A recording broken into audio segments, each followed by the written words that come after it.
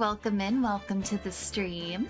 How's it going? How's everybody doing today?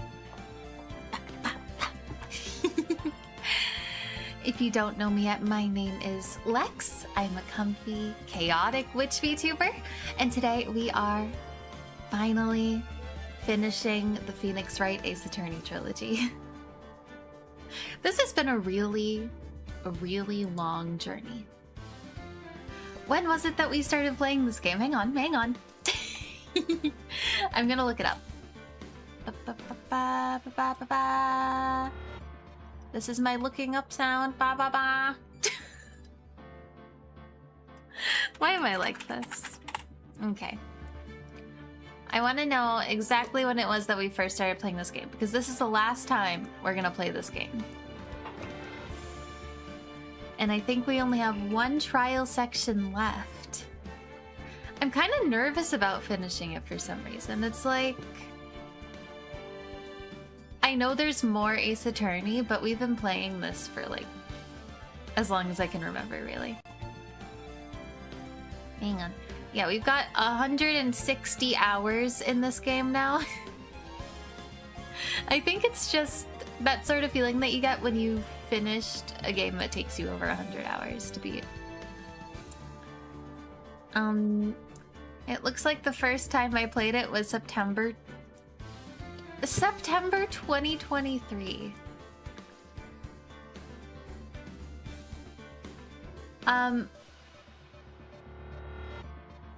That's a long time.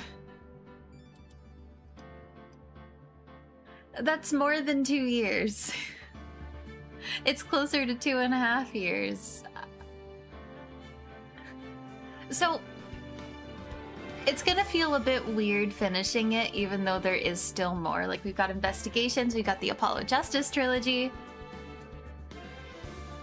But that's still really weird, you know?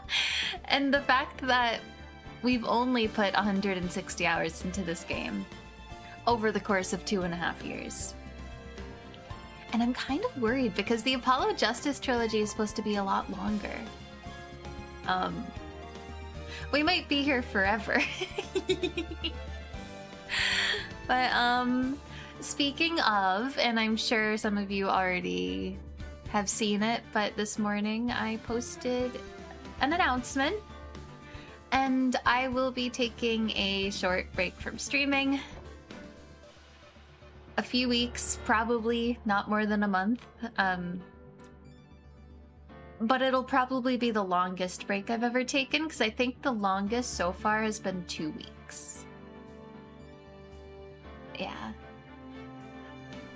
It feels kind of weird to take a break like that, though, because once your routine gets interrupted like that, it's so strange. But I think it's going to be very good for me. I talked about it a little bit in the video, but I've gotten very comfortable with where I am, and I think I'm holding myself back that way. So I'm going to spend some time brainstorming and sort of rerouting, I guess, if that makes sense. I hope that makes sense. I just want you to know that I am doing what I feel is best for me to keep doing this for as long as possible. Yes. And that is kind of the plan. That's the point. But hopefully we can come back so much stronger after that. Let me take a little sip of my coffee. But yes, this is the last stream before I take my break. And it's kind of fitting. It's kind of because we're finally finishing this game that we spent 2.5 years playing. It's kind of funny how that worked out. That wasn't planned. That wasn't planned at all. It just so happened that way, you know? Okay. But yeah. Final Ace Attorney Trilogy stream. Oh my gosh. I can't believe I'm saying that. What happened last time? Okay, let's do a little recap. last time was mostly trial. We went up against Godot. That's maybe not not the right phrasing, but Godot is the prosecutor in the case. And we heard some testimony from Iris, who turned out to not be Iris at all. Not even Iris's body. It was actually Dahlia and Maya's body. And Dahlia's soul kind of went whoosh. And so Maya kind of collapsed, and now we are going to hear from her to, you know, make sure she didn't actually kill anyone, you know? So today we're going to definitely find out the truth and finish the trilogy. I'm kind of nervous to get started, you know? This is just such an important series. Okay. I'm gonna take one last sip of my coffee and then we're gonna get started. Boop! Here it is. Okay. We've got one last trial segment. It still says 2, but it says we saved it at 5:30, so that's probably correct. I think we're just like in that little bit between trial segments. Yeah, exactly. Okay. I'm truly sorry about everything. You were working so hard to defend me. Oh, Iris. No. Iris. I feel so bad for Iris in this whole thing. None of this is her fault. But I was missing all day, and we didn't even have a chance to talk. She's right. When I met Iris at the training hall yesterday, they had already switched places. Oh. So we've barely spoken to the real Iris this entire time, is what I'm hearing. That is crazy. I kind of forgot that they swapped that early on, so we've only spoken to the real Iris like a couple times at the detention center. And before the murder happened. Yeah, that's wild. Okay. I wanted to at least be in the defendant's box today to root you on. Well, it wasn't your fault. You were locked up this whole time. There's something more important than that, though. I have to ask you. Why did you help your sister out as much as you did? Huh? If you had tried to get help at the Sacred Cavern yesterday, you wouldn't have spent an entire day locked up in there. My sister. I felt sorry for her. She was abandoned by her mother and never got any love from her father either. Yes, but it was the same for you too, wasn't it?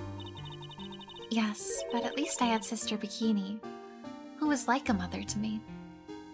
Oh. That's kind of sweet, actually. If only Dahlia had come with me to Hasakura Temple.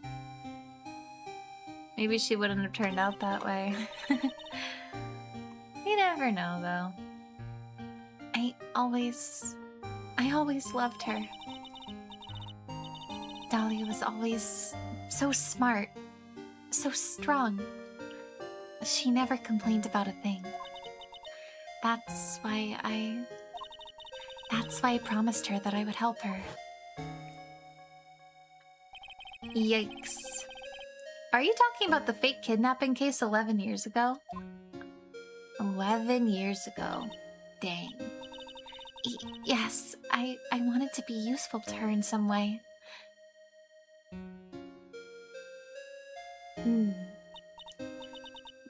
But as usual, I I don't think she appreciates it that much, Iris. I don't think she really appreciated your help. So I was too cowardly. At the last minute, I ran away. Because of that. Oh. Dahlia's stepsister. I can speak. Let's try that again. Dahlia's stepsister, Valerie, ended up...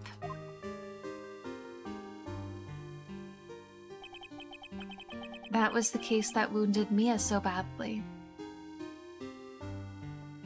That was a rough case. I'm so glad that we played this right before this case that we're on, and not like at the beginning of the game or something. Because this is so important. But I really do like how there's kind of this whole arc throughout this game.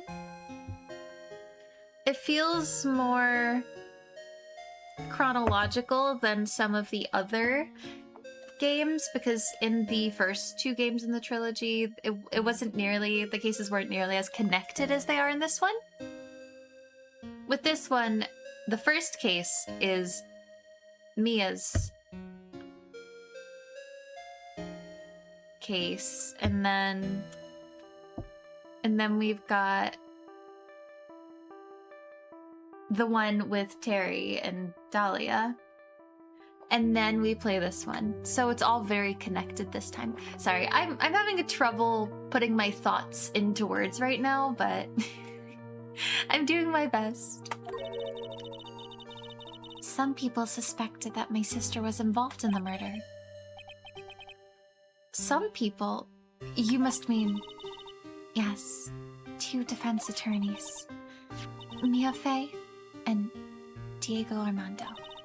After poisoning Mr. Armando, who was getting too close to learning the truth, Dahlia even tried to kill the person who had unknowingly hid the poison for her. That's us! Hey! You. That's right. Iris, there's one more thing that I have to ask you. Yes? What is it? On the night of the murder, the person that cleaned up the corpse of the victim, Elise Donim, was it really you? Yes, it was me. That night after I rang the lights out bell, I went back to my room. At around 10:30, I received a call on my cell phone. Uh-oh.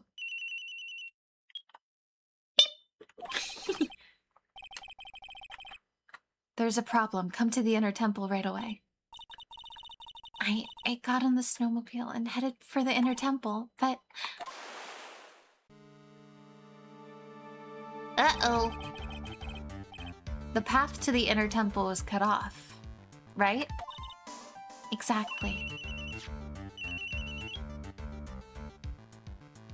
It's probably not good.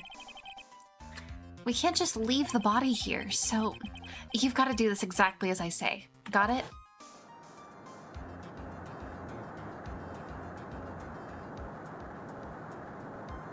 Ooh.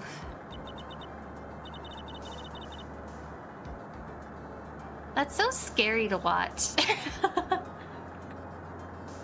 It was me. I was the one that received her body. The murder weapon had been left in her body so she wouldn't bleed too much. The staff that Mystic Elise always held. I knew it. So, the actual murder weapon was the staff. Yes, that's right. I brought the body back to Hazakura Temple in the snowmobile. Oof. But why? Why did you alter the body? I didn't want anyone to know the staff was the murder weapon. I didn't want to leave anything that would lead back to Misty Faye. So I dressed her in a robe and stabbed her with the shichishito. I wiped the blood off the staff's blade and left it next to her on the ground. Let me take a little sip of my coffee. This case is so crazy, though. I don't think I'm ready for Maya's testimony here because... oh boy. Just, oh boy. Iris, just tell me one last thing. Tell me the name of the person that called your cell phone. The real killer. I'm sorry, Mr. Wright. I can't do it. I can't say who did it. I see.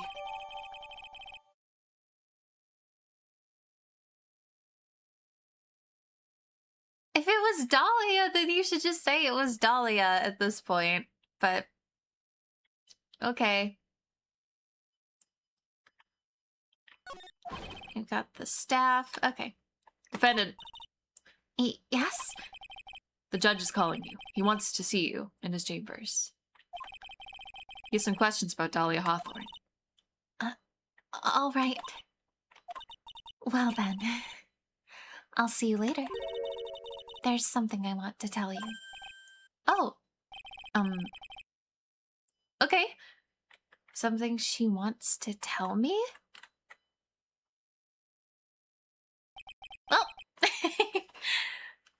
So it's true.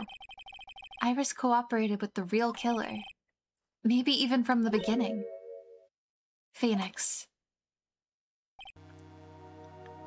Mia! How's Maya doing? Physically, I'm not worried. She'll recover completely. But emotionally, she's been hurt very badly by this case. I see. You don't mean... she's learned who Elise Stonem really was? Yes. I went to the medical office and talked with her. I told her everything I knew. How is she gonna handle that information? She finally saw her mother again after like 15 years. She didn't know it was her at the time, and then she just gets murdered. So that's gonna be a lot for her to handle. But why? Maya is stronger than you think. I knew she could take it. All of it. What do you mean by that? I want you to figure that answer out by yourself. The trial's about to restart. The real killer. Do you know who it is yet? Iris wouldn't tell me, but still, I think that just maybe I know who it was. What do you mean? What? That night, the victim was killed in the garden of the Inner Temple. Are they about to reveal something that I hadn't even considered? I'm kind of worried. And the criminal wasn't just there by accident, which means... the killer knew of Dahlia's plans from the very beginning. So it wasn't Dahlia. Happy Valentine's Day. Hi! Welcome in. How's it going? Welcome, welcome. Happy Valentine's Day. I have to go, but happy to see you. Well, thank you for stopping by. I really appreciate... oh my gosh, I can't speak. I really appreciate it. I hope you have a good rest of your day. And one more thing. The victim was moved to Hazakura Temple side by pendulum. In other words, the criminal couldn't cross the bridge. So it has to be someone who was on that side when it happened. That means they were stuck on the Inner Temple side for almost an entire day. Exactly, so the culprit was someone that wasn't in Hazakura Temple the following day. That's as much help as I can give you. The rest of the battle is yours to win, or lose. Well, who would have been on that side?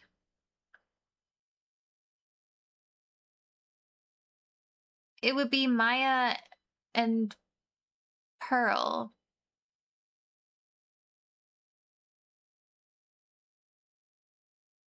Right? Iris wasn't there, or was she? No, she wasn't, because she was... Bikini witnessed her.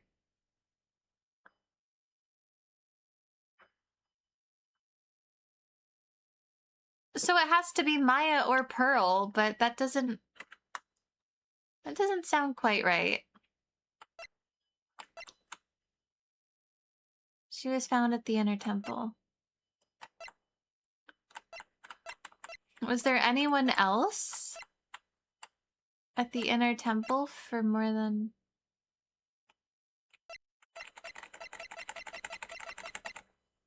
Who else was there that night? I don't know. That doesn't help me at all. Finally, it's almost time to bring this case to an end. I don't get it. Because I don't think it was Maya or Pearl. It would have to be...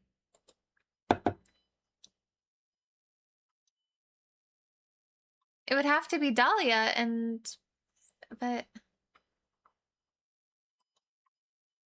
I'm very confused. I don't quite understand. Let me take a sip of my coffee. We'll figure it out. And who was it that actually killed Misty Faye? Are we sure it wasn't Dahlia in Maya's body?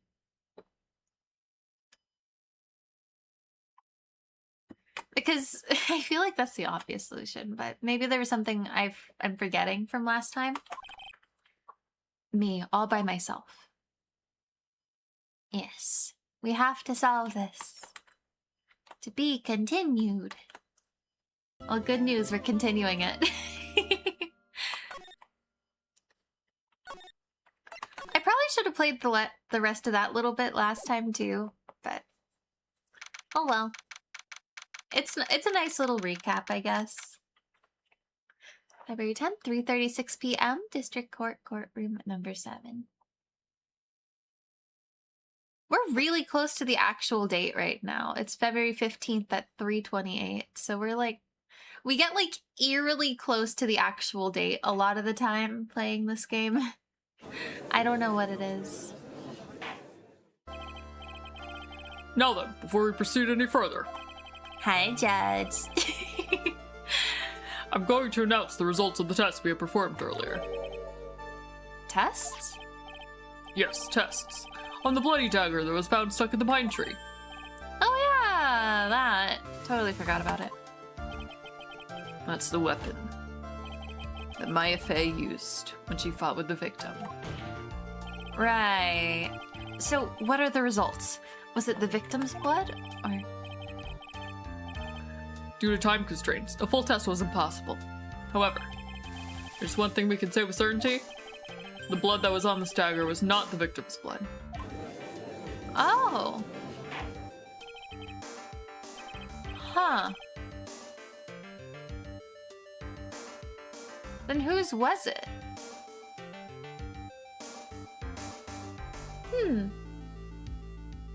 That is all. No, then... No, then let's restart this trial. Yeah. Oh my gosh. So it wasn't Misty's blood on the dagger, but then whose was it? That doesn't... Did someone get stabbed and we don't know? Who was stabbed? What?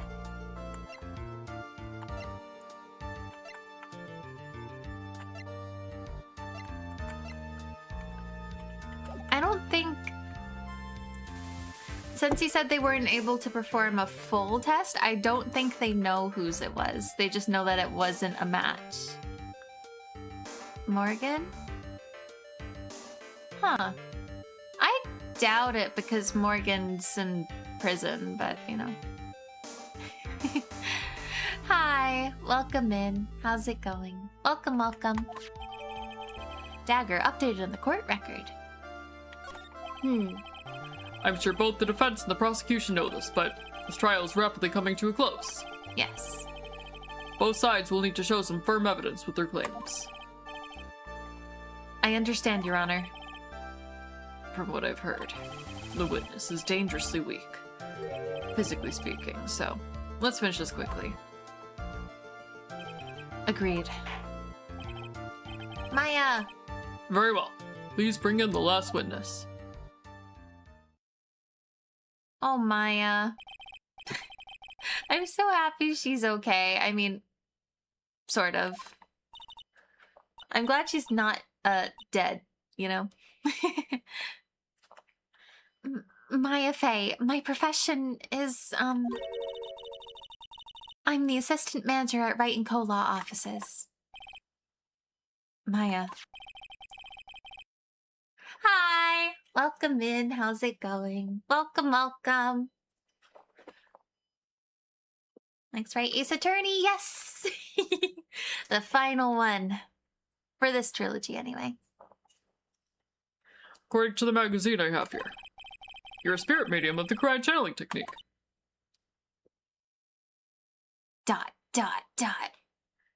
Before Lex leaves us for like a couple weeks. I'm frightened. The Fae clan, I don't want any more to do with it. Oh, Maya. The pain that the Fae bloodline causes must be unbearable. Very well. Now then, Miss Fae. When the event occurred, you were in the garden of the Inner Temple, and you witnessed the moment of Miss Elise Stonehim's murder. Is this correct? I didn't see any... Straighten up this instant, young lady. Pick your head up and speak clearly. There's always time for crying later. But I... Your mother was killed right in front of your eyes. There's nothing you can do to change that fact. There's something you can do. You can finish this. You watching the whole thing, right? I had someone else I followed for a while announce an indefinite hiatus recently. Yeah. I've seen a lot of people doing that lately, so I felt really bad posting.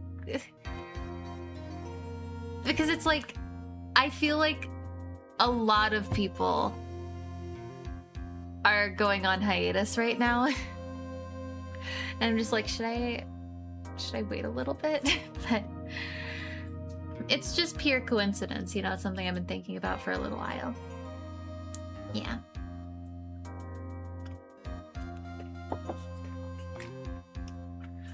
You've seen the witnesses come out. You've seen us squeeze the truth out of them. Now it's your turn. Let us hear your testimony. On the night of the crime. What exactly did you see happen?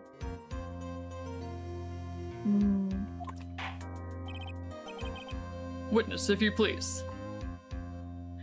Yeah, I guess it's just hiatus season. I don't know.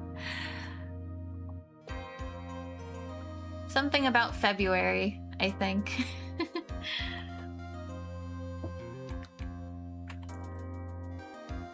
Maybe so lost without my regular Lex time. I'm sorry.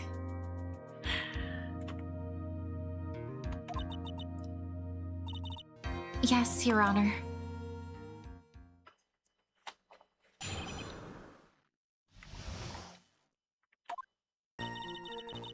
I was passing through the garden on the way to a spare prep room when it happened. Suddenly, someone struck me over the head. I stumbled and ended up against the stone lantern. I think I screamed, "Help me!" Then something warm splashed over me. Ew. Was it the gravy? Was it the gravy? Oh, Pearl.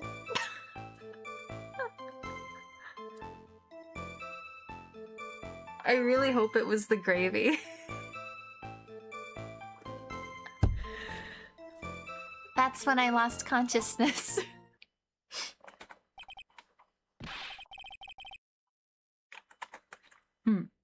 So you were struck on the head? With gravy. I suppose it must have been the staff. Maya, the person who hit you. It was Dahlia Hawthorne, wasn't it? I'm sorry, Nick. I couldn't see. I don't know who it was. It feels so weird doing Maya's voice again. We haven't seen her much over like the last couple months that we've been streaming this case. Maya, think hard. Sorry, Nick, but I really couldn't. Can't say it was an especially good night for young ladies to be walking around alone. Apparently not. Seems it'll be hard to determine the criminal through testimony alone. Very well then, Mr. Wright. Please begin your cross-examination. Maya, hang in there. She doesn't look well at all. How could she? How could she be okay at a time like this?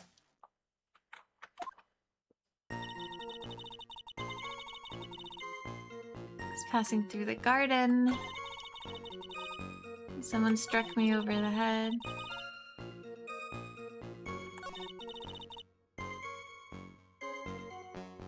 Did anyone hear her scream that? I don't know. I want to press on this because it can't be the gravy because she was outside, but I didn't know it at the time, but I think it was probably blood, but gravy's funnier. Is she saying that's when Ms. Donim, who was channeling Dahlia, was stabbed? So who's the real killer if...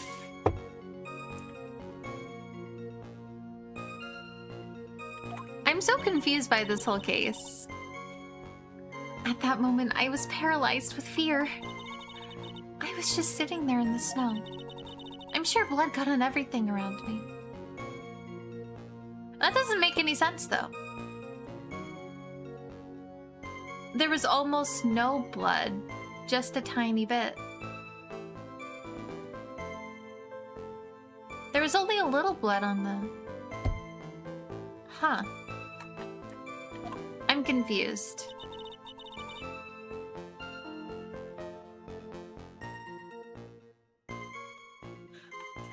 Huh. Okay,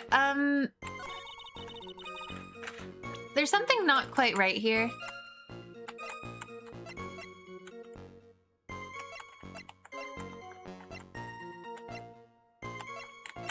Okay.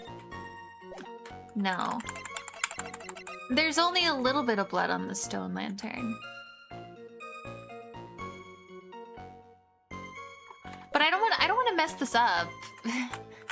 Hang on, let me save here. I think it has to do with the lantern.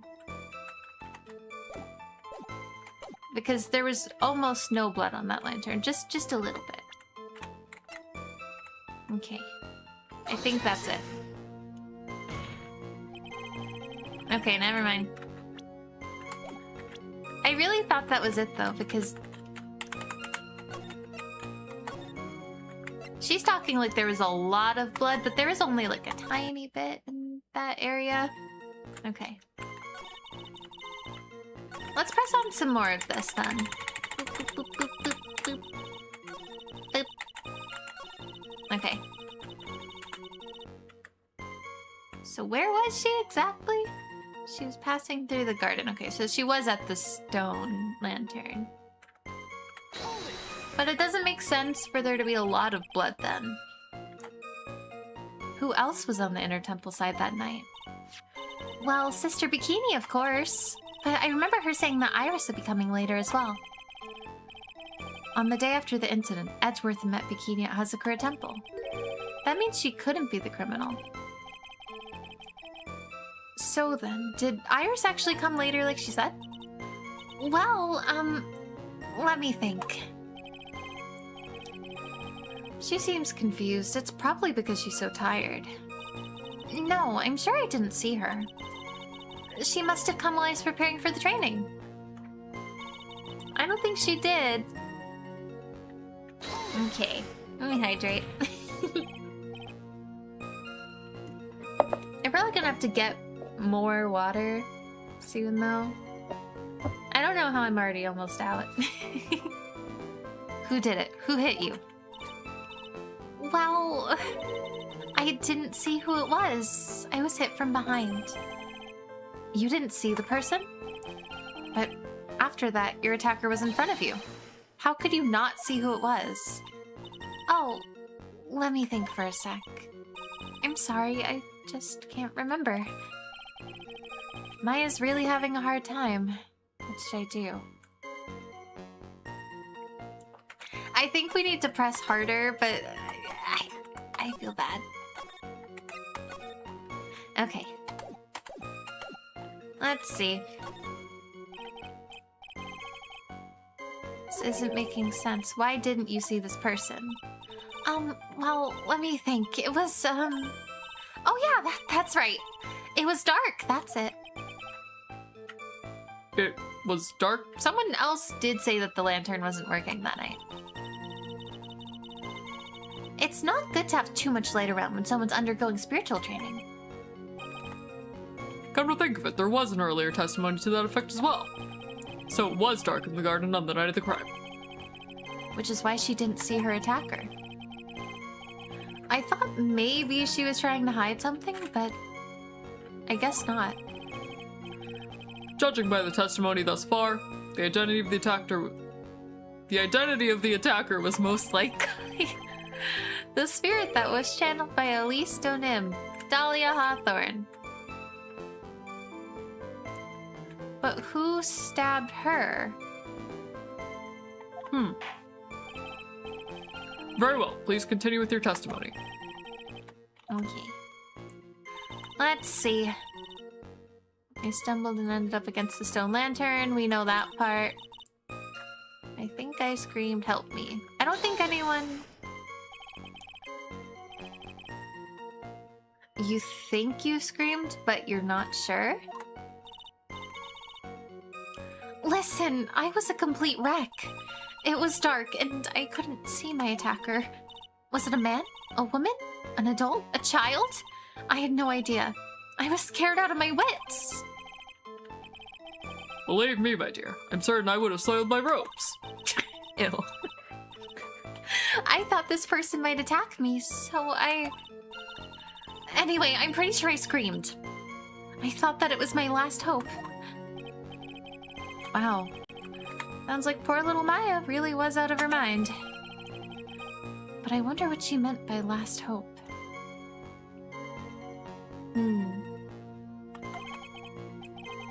What do I do? Well, I guess we could try that. Sorry, I'm gonna save before like every choice right now, because we're already at like half a bar. So this is important. Wait a minute. What's this my last hope stuff? What do you mean by your last hope? No, that's what you said. You said my last hope. Huh? I said what? Look, you were facing an attacker that you couldn't see and you screamed, right? You screamed, "Help me." Yeah. But you testified that you screamed that because you thought it was your last hope. Oh, well, you know, that's like... What do you call it when that happens? Maya's not doing so well up there. Oh yeah, Oh, that's right. I remember now. I was facing my attacker, but that's not who I was screaming at. Why is she smiling like that at a time like this? Oh my gosh. What did you just say? Yeah, that's right. It was the person behind my attacker that I was yelling at. That's who I was screaming to for help.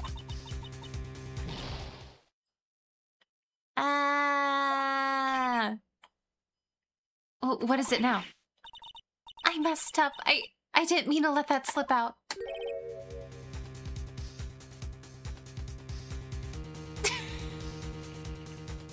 She is struggling.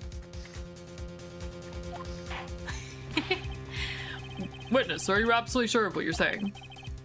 Behind the attacker, there was another person? I think we kind of figured that out. I think we figured that out kind of a while ago, but oh, okay. Let me take a sip of my coffee. I am. Well, I meant to keep that part a secret. What have I done?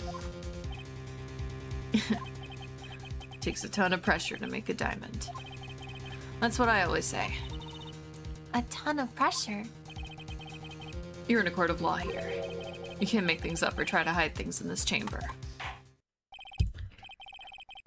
Witness, the information you just presented is vital to this case. I want you to add it to your testimony. Okay. I could see a man behind my attacker by the light of the stone lantern. But the lantern wasn't working.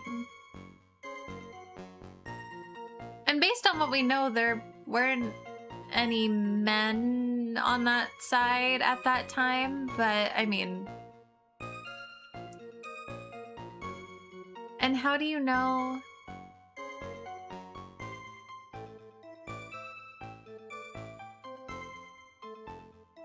Wait, I forgot. Did Dahlia possess Misty's body to kill Maya? Yeah. But obviously that didn't quite work out, and Dahlia didn't realize she had accidentally possessed Maya after Misty died, so she thought Maya was dead. She thought she'd succeeded, but... Okay, I think this is the lantern, because there's no way she could have seen that. If the lantern, it says right there, was not lit the night of the crime. So... So, there was a man standing behind your attacker? Yeah. That man. He's the killer. He stabbed her from behind. He's the one who killed Elise Stonem. Otherwise known as Misty Faye, your mother. Don't say that right now, Phoenix. She doesn't want to hear that. The killer. Maya, you know who killed your mother, don't you? Well, what's the meaning of this, Mr. Wright? To be frank, Your Honor, I think she's in shock and quite confused. That's why she hasn't noticed the huge problem with the testimony. Huh? What do you mean? What problem? Maya, on the night of the crime, that stone lantern was out of commission. Huh? What? It's true. There was no light anywhere in the garden that night. No! Order! Order of the court! Mr. Godot, explain this. Oh boy. Add the pureness of milk to the perfect clear darkness of coffee. Stir. That is the state of the witness's mind right now.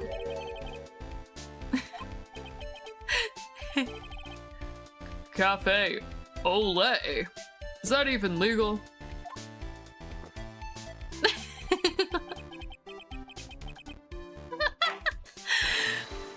Mr. Trite's words are the milk, and you are the spoon, Your Honor. He's a spoon? He doesn't look like a spoon to me. I'm a spoon. I'm no spoony bard, I'll have you know. You must have noticed it too, Trite. This witness's mental state is highly unstable right now. It's not hard to understand why she would make a little mistake like that. Sorry, but that's not going to cut it. What'd you say? If there truly was no light in the garden, then there's a fatal contradiction in the witness's last bit of testimony. Nick! May I? Recall the witness's statement about her attacker. She said that she didn't know if it was a man or a woman, an adult or a child. And yet, the witness could describe a person that was standing behind her attacker. And she quite clearly described him as a man. In other words, that would have to mean that Maya actually saw our mystery person, despite it being so dark that she couldn't see the face of her own attacker. Huh.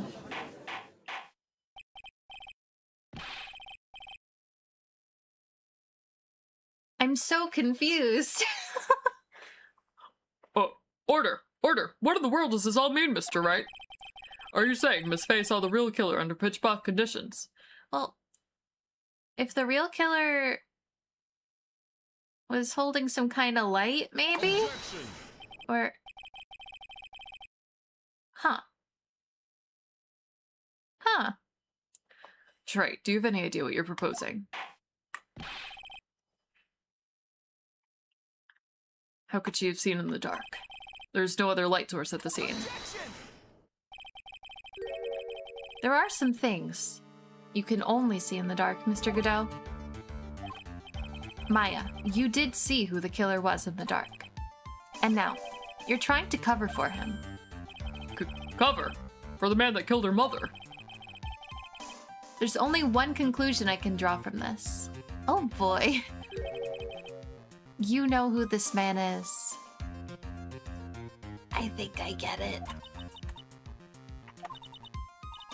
Please, Nick. I don't know anything. Please, I'm begging you. You talk a good game, Trey. Well, let's see if you can walk the walk.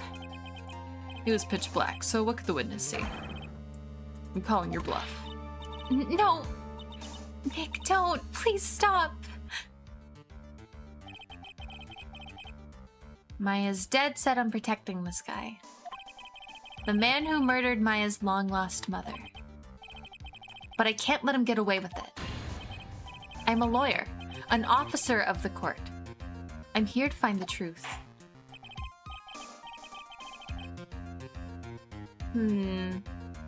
All right, Mr. Wright. Time to show us what you've got. Who was this person?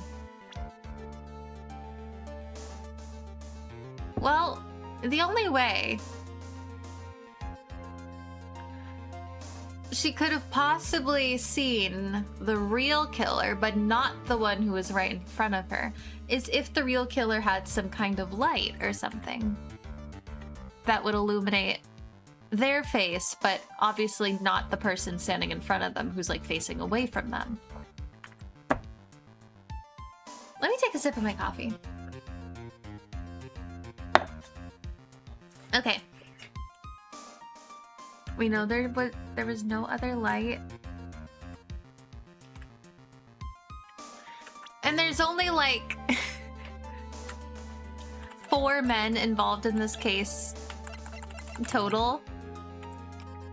And one of them literally gives off light and was somehow there before we were after the murder.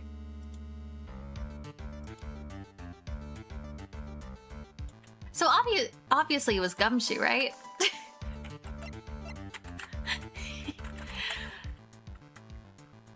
Knowing that Godot can't see very well kind of makes me think maybe he doesn't know that he gives off any light. He just knows that he can see, probably, in the dark because of his thing, but he probably hasn't realized that it's giving off light. I don't know. And it would be just enough to illuminate his face. And Maya would recognize him pretty much anywhere, so. It's a guy, probably Godot. Probably! And he was just, he was at the scene. He was claiming to be investigating it, but he was just there. Okay, it had to have been. That's crazy, though. I knew he was a weirdo, but because it was pitch black, Miss Fey was able to recognize the killer easily. I'm sure the court would like to see for itself how this is possible. Yes?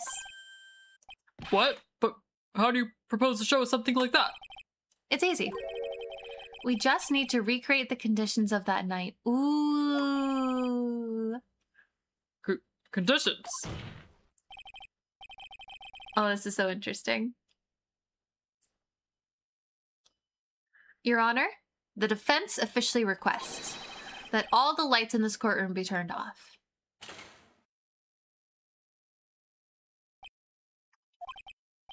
What? This is, but it can't be.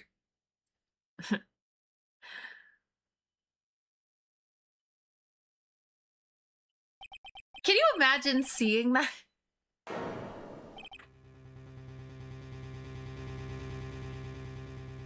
That's like the scariest thing you could possibly see on a pitch black night. He's not weird, he's just very addicted to coffee. He's kind of weird. It's pretty scary, it totally is. It was a nice bit of deduction, Trey.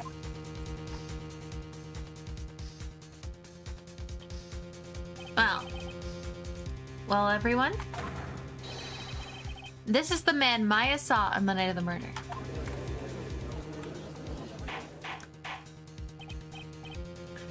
That might be scarier than, like, the person who is already attacking her. Order! Order! Order! Prosecutor Goodell, what is the meaning of this? Surely you must be shocked to hear yourself accused of such a thing. Why aren't you denying it? Your Honor, you're asking the wrong person. What do you mean by that?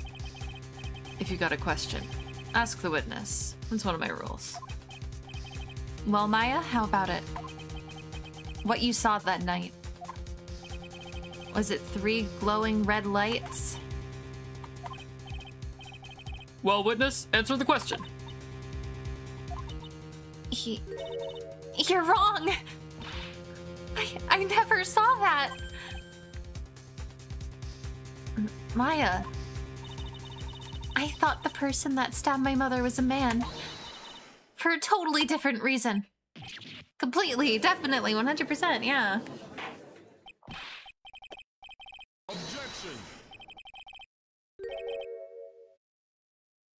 I have a feeling she's just trying to cover it still.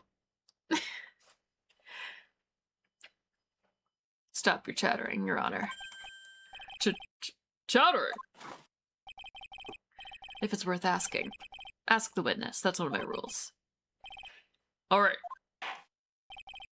Well then, let's continue with the testimony. Please tell us how you knew the killer was a man. We already figured it out. She's just trying to cover for him still for some reason. I didn't realize until after I woke up, but... Okay. When I came to, I was just lying there on the training hall floor. By the time I got back to the garden, the place had totally changed. But she wouldn't have seen it that night anyway. The torches were lit and the body was gone. And all of the snow around the stone lantern had been carefully cleaned up too. Oh. That's true, they did get rid of all that snow. So maybe there was a lot of blood, but... Since the person did all that work alone, I just assumed it was a man. Now why would you do that? We've seen lots... We've seen lots of women be killers in this game.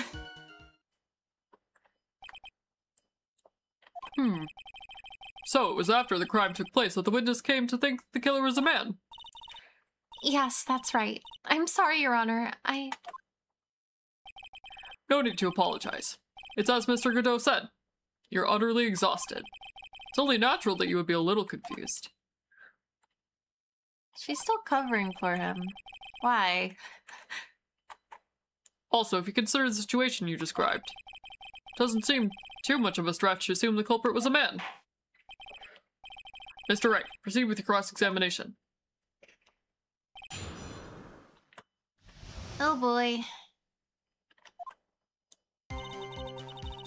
I was just lying there on the training hall floor. The place had totally changed, but how would you have seen it at night anyway? There wasn't that much light. Naturally, the killer must have done it, right? Yes, I think so. But why would the killer tamper with the crime scene like that? There must have been something that the killer desperately wanted to hide.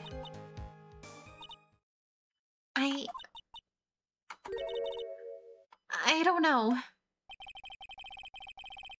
You don't know. Huh. Okay. I think I need to gather some more information.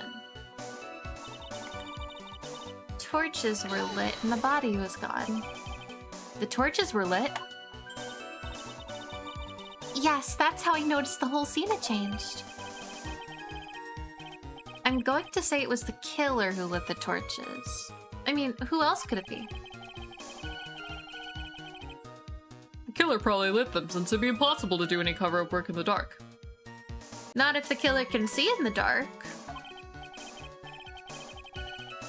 It's possible that he can see in the dark because of his visor thing.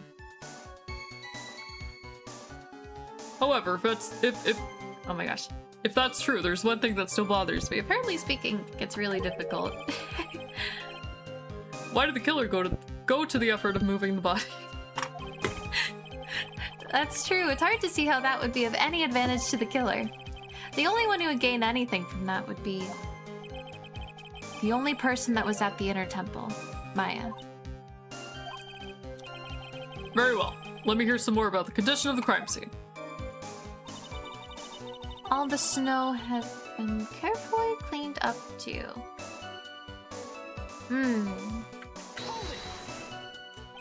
So you're saying the killer cleaned up the snow? It did look really odd. Yeah, that's right. It was like a square.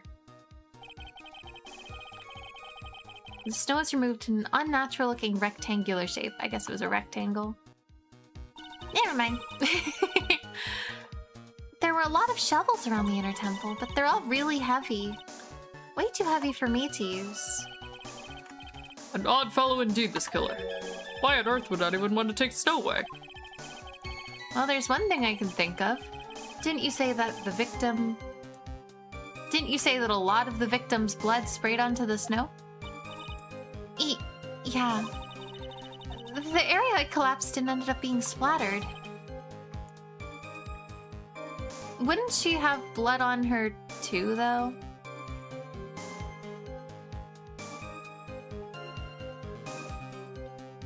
I mean, I don't think Dahlia really had time for a quick change, you know? In other words, the killer's purpose was to hide the bloody snow. I think that's the most reasonable explanation. Perhaps. However, there's something that's bothering me. If the killer just wanted to hide the snow with blood on it, there was no need to remove that amount. That's true. He could have scooped up just the snow that was stained with blood. It looks like there are some mysteries behind this issue. Oh my gosh, I can't speak. But I think this will help explain them. Person did all that work alone. I just assumed it was a man. Now, why would you assume that? That's so...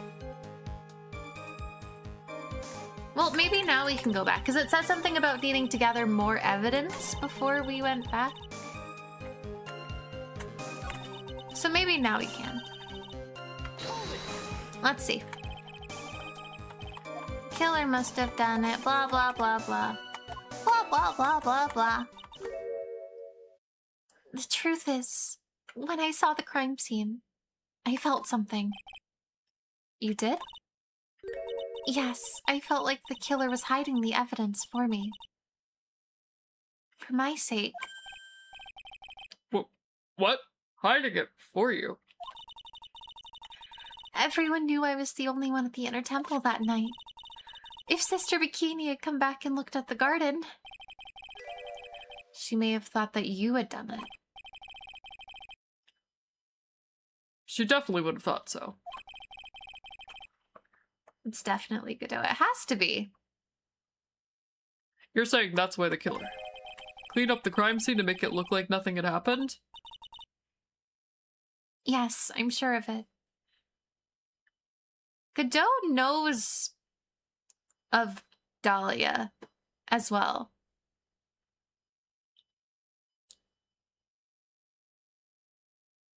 If Godot knows Dahlia and saw her, then that would explain a lot. Because when you channel a spirit, your entire face changes to look like the person you're channeling.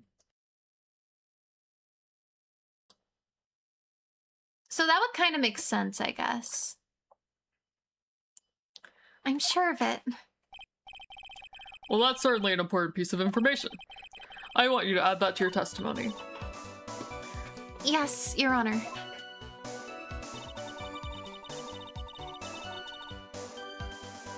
Okay. Let's press on that. They did it for your sake. Well, if the body and blood hadn't been removed, I would have immediately been the prime suspect, right? Yes, I suppose that's true. Yeah, and if that happened, the body would have caused some other problems, too. If her real identity had come out right then, it would have been terrible. This is so interesting, though. Master of Khura'in, killed by own daughter. I don't think Maya would have been able to handle it. But still, it's rather difficult to fathom the killer's motives. What reason is there to go through that much trouble to protect you?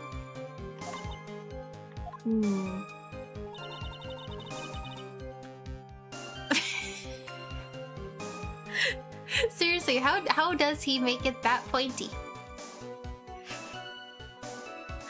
I feel like if you touched it would hurt.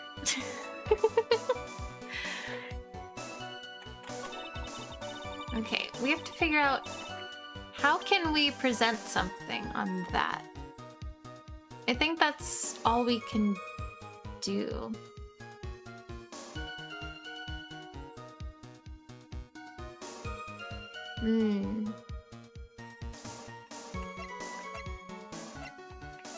We've got a lot of stuff here, but...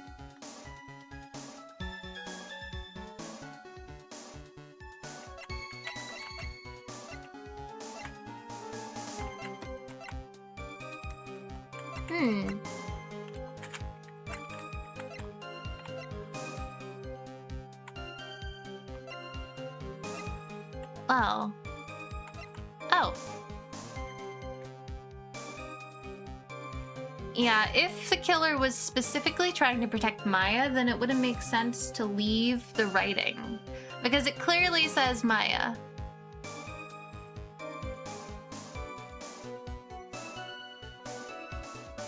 Wait.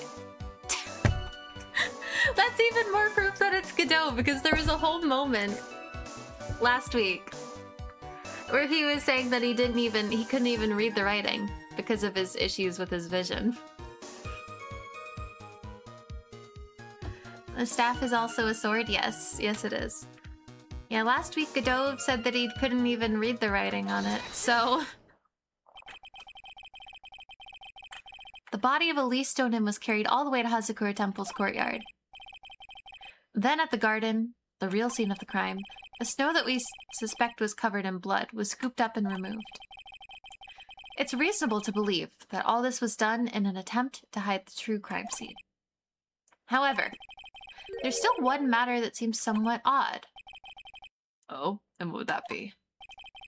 You must have figured it out by now, Mr. Godot. It's the message written in blood on the lantern. It was written very clearly on the white stone lantern. Maya.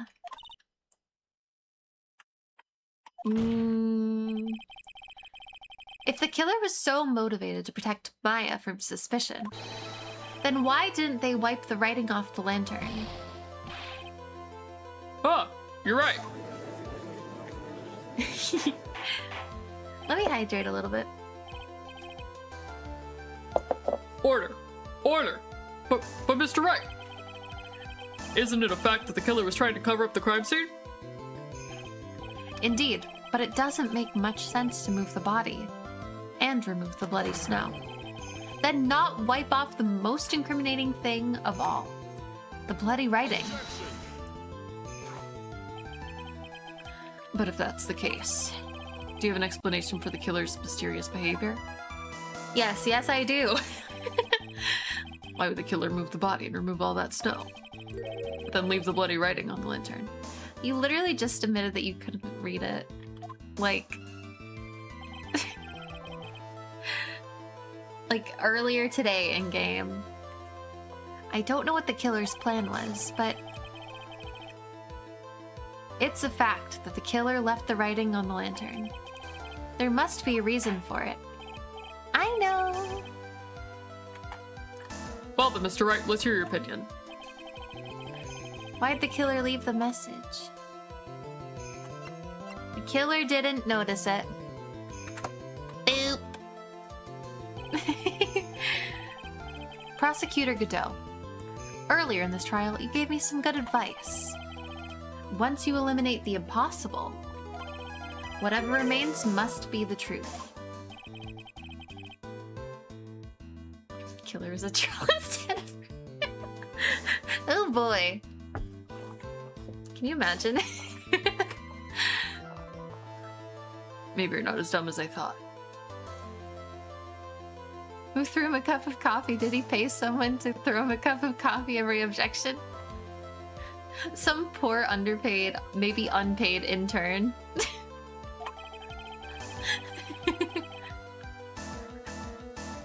The real killer wanted to disguise the fact that a crime had occurred there.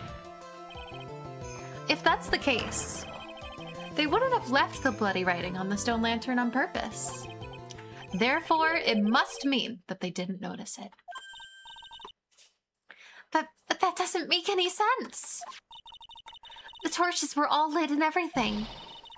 There's no way any normal person would miss something as glaring as that.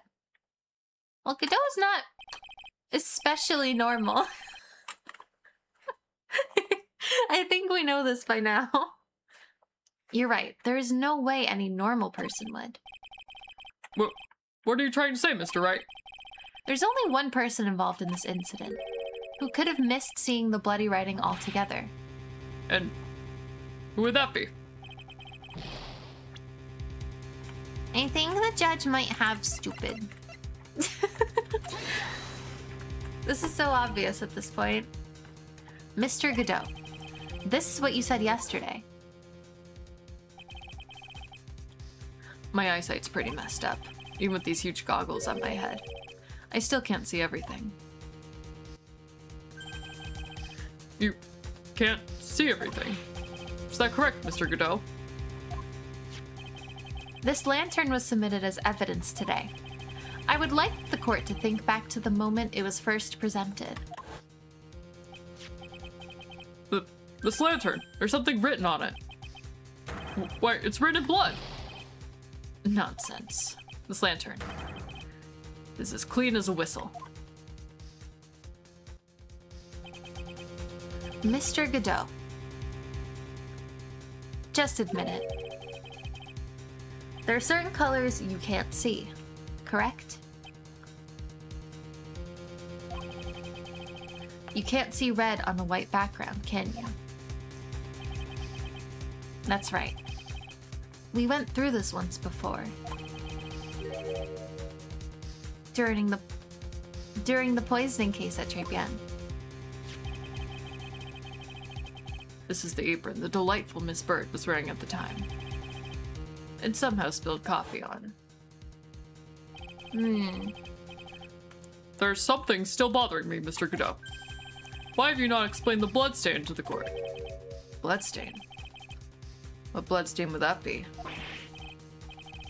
Don't play games, prosecutor. I totally forgot about that. Oh my gosh. I just thought he was being weird because he is. That's ridiculous. No one told me anything about a blood stain. You could see the coffee on the white apron. But you couldn't see the ketchup because it was red. Strange. In a black and white photo, those letters would have appeared black to me. I wonder, why am I the only one who can't see them? So then, Mr. Godot, are you admitting it? Are you admitting that you can't see the red writing on the lantern?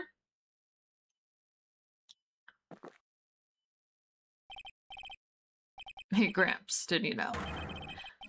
That's the reason why I don't drink red tea.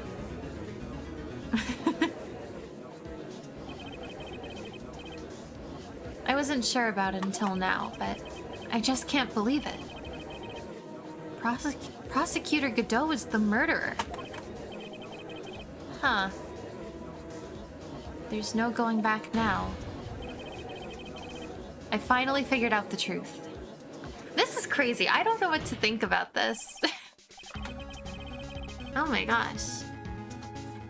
I can't believe he's the real killer. I mean, I kind of can, but... Mr. Godot, the defense at this time formally accuses you. You are the murderer of Miss Elise Donim, also known as Misty Faye. It's hard to believe this may be true. However, once again, Mr. Wright has brought up a disquieting fact about you.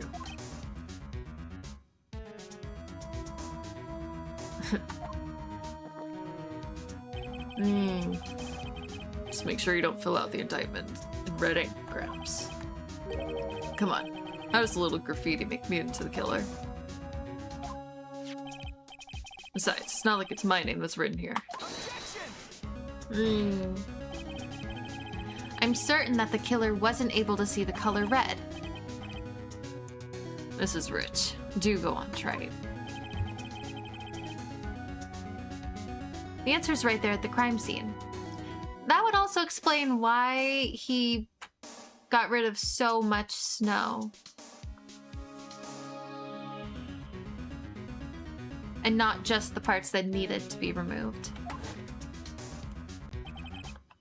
In the snow. The snow? How so? Well, for example, why did the killer move all that snow? Your Honor, you said it yourself. If he wanted to hide the bloody snow, why not take out just that area? Yes. Why didn't he take just that area? Could it be? Yes, the killer couldn't see the red blood that had seeped into the snow. And so, he had to remove all of the snow. He couldn't be sure of where the blood had landed, so he removed the whole area. Isn't it more likely the killer couldn't see the blood because it was dark? Not a chance. The torches were all lit. He wouldn't have been able to see. Oh my gosh. He would have been able to see just fine. I can speak. It seems that, once again, this trial has taken an unexpected turn, to say the least. Can you explain this, Mr. Godot? He also missed the talisman? Yeah, he did. I forgot that that was... Yeah, it's mostly red. That makes a lot of sense. Wow. Uh-oh. Oh, wait just a minute. Maya. What is it, witness? Mr. Godot isn't the killer. After all, he didn't even come to the Inner Temple until 2 days after the murder took place. He didn't show up until after that old bridge got fixed up. Maya. We can't testify to something like that. Why? What do you mean? I might not look it, but... Uh-oh. After the murder happened, you didn't even exist. That's right. I mean, she was channeling Dahlia for days. She didn't. I'm afraid I don't follow. Are you senile, old man? We established this just a little while ago. After the murder, this witness was unconscious for a long time. Because she was channeling Dahlia Hawthorne. Oh, that's right. Please, Your Honor, let me add to my testimony. Nick, please listen to me. Do you plan to cover for Godot no matter what the cost? If that's the case, then I've got no choice. Your Honor, let's hear her testimony. If it means we're going to hear the whole truth, I say we should not silence her. Nicely done, Trey. Yeah, we did exercise her last stream.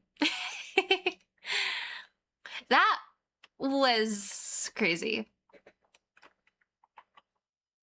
Very well. Let's hear the witness's testimony.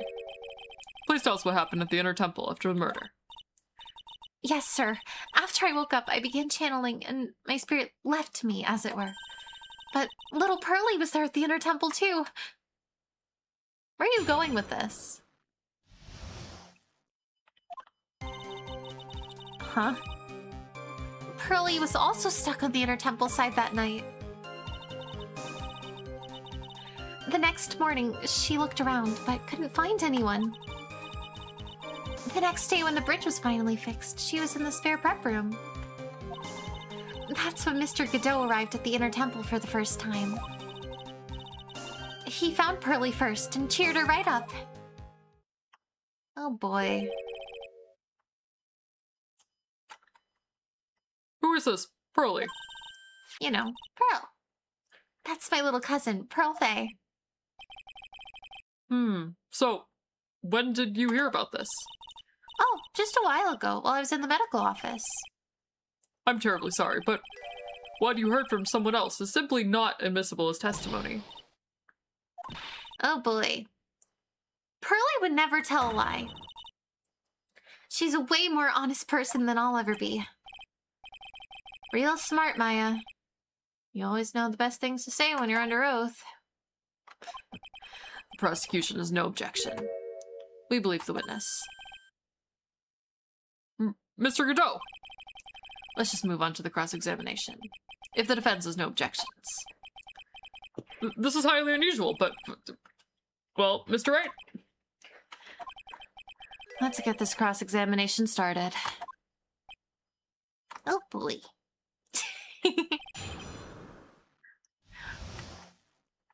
After the incident, Pearly was stuck on the Inner Temple that night. She looked around but couldn't find anyone, but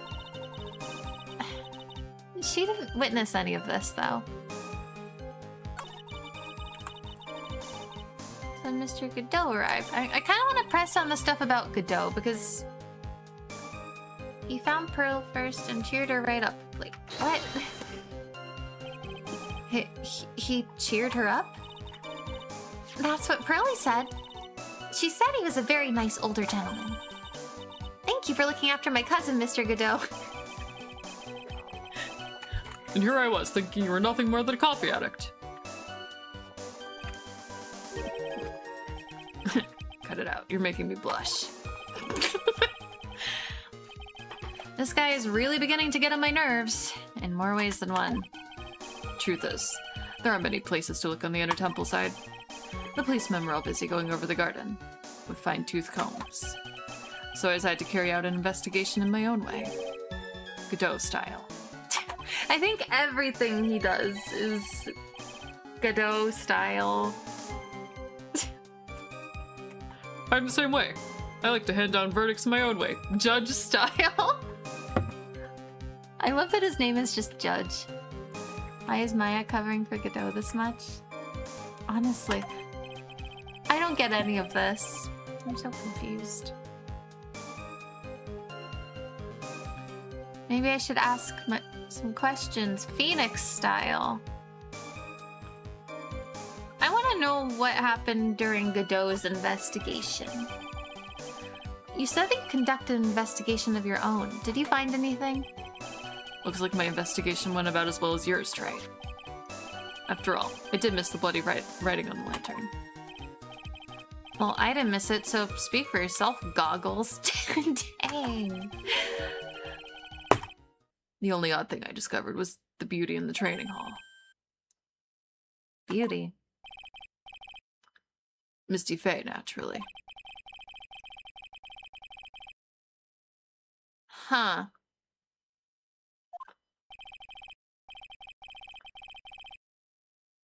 Western taste. Could you find a stranger way to describe gravy? So, from there you headed for the prep room. Wait a sec. What did Godot say just now? I think I just found his proverbial weak spot. There's only one thing of any importance here. Where was Godot when the murder was taking place? He must have already been at the Inner Temple when it happened. Otherwise, he couldn't have killed the Leaf Stone Imp. I'm so... They mentioned something about the scroll, right? That's when Mr. Godot arrived at the Inner Temple for the first time.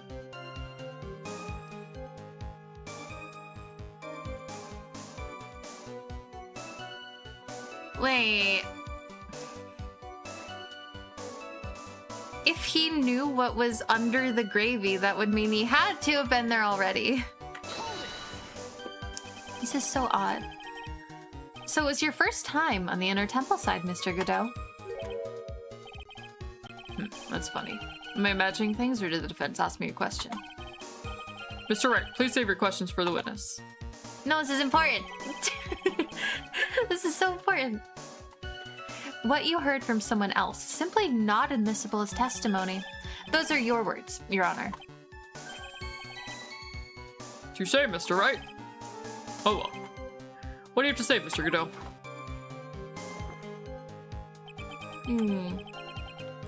Hot nights and even hotter coffee. That's what I always say. If it hadn't been for this case, I never would have visited there. Freezing cold temple in the mountains. I think I'll pass. So we had never visited Hazakura Temple or the Inner Temple. I don't know about that.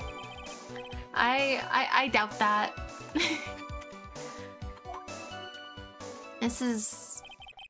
That's just wrong. It's just like I thought. Godot is lying. He's a liar and he smells. If his first visit to the Inner Temple really was after the incident, he shouldn't even know about that piece of evidence. After fixing the bridge, the policeman came over to the Inner Temple side. Yes, then Mr. Godot found Pearl first and cheered her right up. For the first time, okay. I'm assuming we want to present the gravy-covered scroll. Okay. Mr. Godot. The first time you crossed Dusky Bridge and went to the Inner Temple was long before the murder took place. Oh, why do you say that? Because he just made one fatal slip-up. The hanging scroll in the training hall. But Mr. Godot is right. That scroll shows a picture of my mother. Maya, I know you know who it is, but here's something you didn't know. By the time the bridge had been repaired, 2 days after the murder, the hanging scroll in the training hall looked like this. 2-day-old gravy. What's that wonderfully delicious smell? Ew! Morning after the crime, someone covered it with gravy. Gravy? But why gravy? Because gravy was much more than a condiment to the culprit. Well, Mr. Godot? if you really hadn't seen the hanging scroll until after the murder, you wouldn't have had any way of knowing that it was Misty Faye. Oh, wait a minute. Yes? Take another look at the hanging scroll. Look at the top. There's a crest there. It's the mark of the master, correct? Exactly, so if you know the meaning of the mark... Then you could guess that it was a picture of Misty Faye. But he described her in too much detail. Yeah. He like, described it in full detail. That's not... Oh. Yes, it's possible that he knew what the crest meant. However, he couldn't have known that she was wearing Japanese clothing. Mr. Godot, on the day of the murder, you were hiding at the inner temple long before the crime took place. Oh my gosh, I can't speak.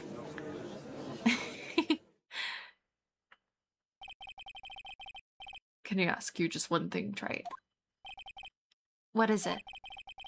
This whole theory of yours. It all rests on a certain assumption. That I knew beforehand that a crime was going to be committed. That's right. Otherwise, there's no reason for him to sneak onto the crime scene. Of course, Mr. Godot knew about the plan. Huh? What do you say? How did he know?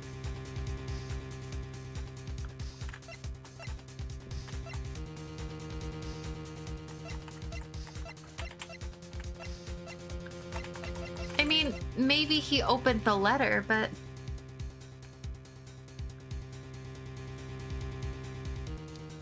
When did he have the chance to read it? It had to have been the letter, though. This crime was actually planned over a year ago.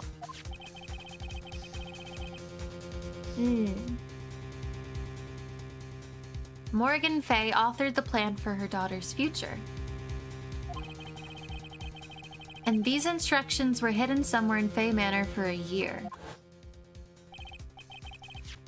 However, by the time Little Pearls found these instructions, they'd already been unsealed. Unsealed? Yes.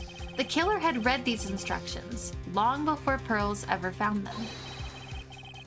That's how we knew the crime was to take place at the Inner Temple. Huh. You still insist this crafty killer's me? You bet I do. You just said that the instructions were hidden. That's right! Mr. Godot couldn't have known where the instructions were hidden. I don't know. If he really wanted to know, he had one great chance to find out. Yes, and when was that? During a visit. A visit? Morgan Fay told her daughter Pearl about where the instructions were hidden. During one of her visits to the detention center. That would be the only time for someone to have learned where they were hidden. Eavesdropping on a visit at the detention center. Yes, it could be arranged if you're someone with easy access in and out of there, like Godot. Like, for example, a prosecutor such as Mr. Godot. Dang. Order! Order! Order! Mr. Godot, you're under fire again. This murder could not have been carried out without prior knowledge. And you were the only one that could have acquired this information before the murder.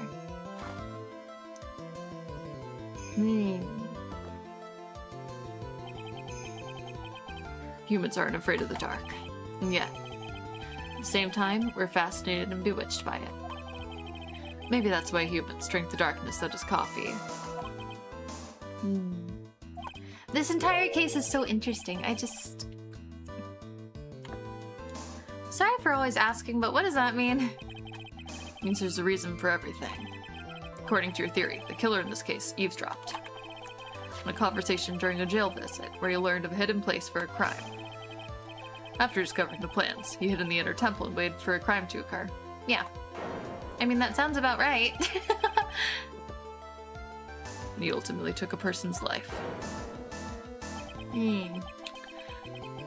Did all of that just to protect this witness? That's pretty strange, though. Unless... I mean, he knew Mia. So maybe part of his reason for doing it was for Mia. It's not like she's just anyone, you know? If you're accusing me of this crime, I have to ask you, why would I do this? This girl's nothing but a stranger to me. Yeah, right. Got no reason to go through that kind of trouble to protect her. Mm-hmm. Sure. I am what you see. Certainly not the type to rescue a damsel in distress. The killer's behavior is certainly extreme, for lack of a better word. Even considering that the killer wanted to protect this witness's life. His behavior is still a little too unnatural. I know why. However, you had a good reason, didn't you, Mr. Godot? She's your friend's little sister. Something like that. An unshakable reason that forced you to protect this witness at all costs. I knew it. You figured it out, haven't you, Nick? Maya. I guess you were doing your best to cover for Godot. For the same reason. Oh. I feel so bad for Maya here. Okay, Trite, I'm all ears. Let's hear it. It's very simple. Maya Fey is a lot more than just a stranger to you.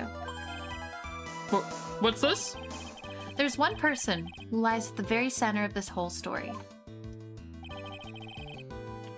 Oh boy. Gee, I wonder who that could be. Maybe it's Sister Bikini.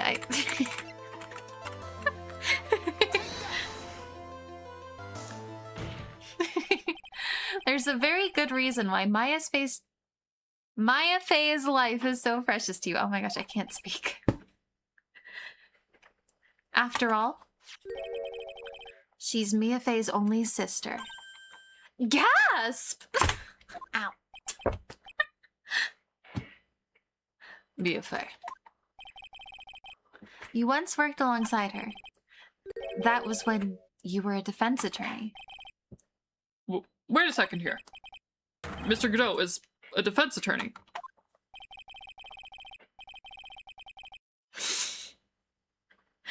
I mean, I guess I can understand him being so shocked about it, but... With your Honor's piercing intellect, you must have figured out by now. The real name of this man, who calls himself Godot, his real name is Diego Armando. Oh my gosh. How has no one else... Like, how does the judge not figure this out?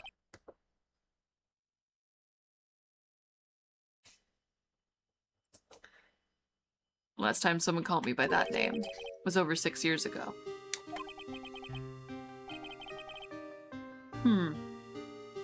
That name rings a bell.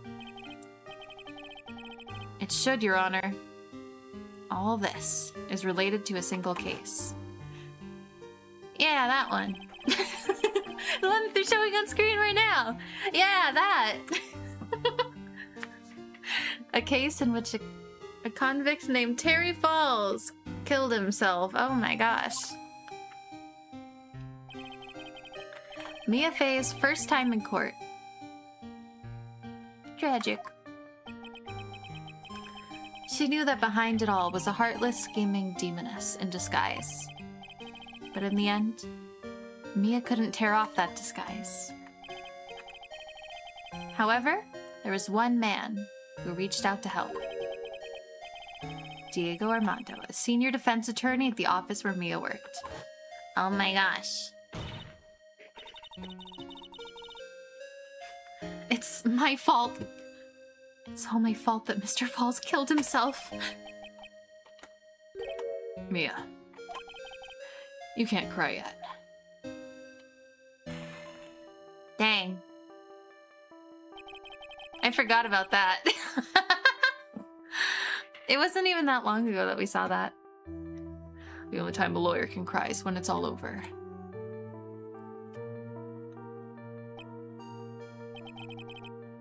I was moved by her. The way she put all her faith in her clients. That pure, sweet heart of hers. That's why I could never forgive Dahlia Hawthorne. Me and I thoroughly investigated that fake kidnapping incident. Then one fateful day, Dahlia wanted to meet with me. It had been 6 months since the trial. We met in the courthouse cafeteria.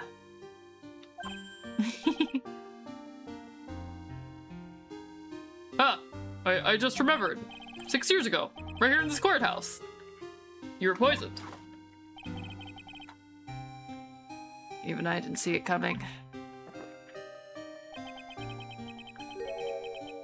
Dahlia Hawthorne slipped some poison into my coffee. Some newspapers at the time called it a murder, but very little information about the case was released to the press. But you weren't dead at all. No official reports ever actually called it a murder. I was just in a deep, deep coma. Huh.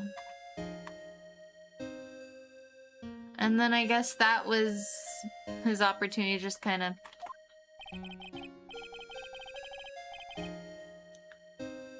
change his name and... yeah. Huh. My body shut down, and my life became nothing but a long, deep sleep. That woman's poison did a real number on my central nervous system. I lost my sight, and all my hair turned white due to the damage it caused. Let me hydrate a little bit. I'm out of water. How much longer is this case? I mean, I know we've figured it out, but there's got to be some kind of epilogue, so I think I should probably get up and get more water. It's kind of a bad time, but I will be right back. And if you need to get up for any reason, you know, get a snack or a drink or anything like that, now would be the time. So I will see you in just a minute.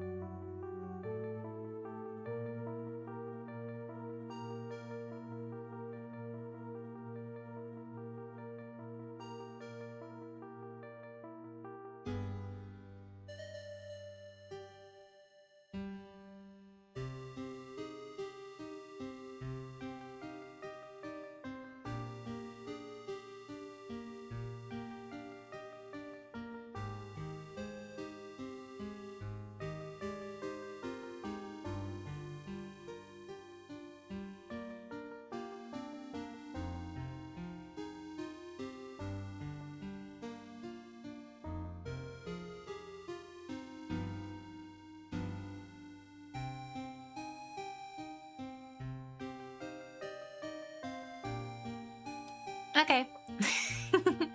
Hi, I'm back. I hope you all had a good break. I think I'm ready to finish this game. Kind of nervous about it though.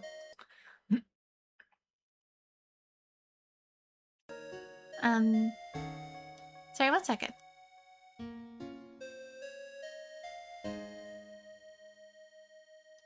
I choked on some water a little bit. Okay. Sorry about that. Okay. Sorry, back to the game. Oh my gosh. I would choke on water as soon as I get back. That's terrible. Apparently it was a miracle I ever regained consciousness. 5 years had passed since I drank that poison brew. Then one morning, my eyes flew open from the smell of a doctor's cup of coffee. 5 years? You were asleep for 5 years? So he's only been up for like a year. And the worst possible news was waiting for me. Mia was already dead. Oh my gosh. In the very moment I opened my eyes, I'd already lost everything I thought I had. The woman I loved had been murdered. And the woman I loathed had been sentenced to death. The woman you loathed? The woman who'd spiked my scalding hot coffee, Dahlia Hawthorne. Wow. Good old Mia. She didn't let me down. She got her revenge before she checked out. In the end, there wasn't anyone waiting for me when I woke up. That's so sad. For someone like me, for someone who had slept away their best days, there were only 2 reasons left to live. And it was for those 2 reasons that I decided to become a prosecutor. If I may ask, what were your 2 reasons to live? First was you, Trey. Huh? Me? If I hadn't drank that stupid poison, Mia Fey never would have died. Much less the way she did. You were the only one who was there to protect her. But you let her die. It was all your fault. It wasn't like that. I want to see for myself what kind of a man you really were. Dang. A neat quirk of the localization. Just as he can't see red on white, Godot ignores the red white and blaming Phoenix for Mia's death. Oh my gosh. That's kind of funny. I love that, actually. So that's why you became a prosecutor? My other reason for living. She goes by the name of Maya Fey. Huh? You mean me? You were the only way I could make up for the sin of not saving Mia.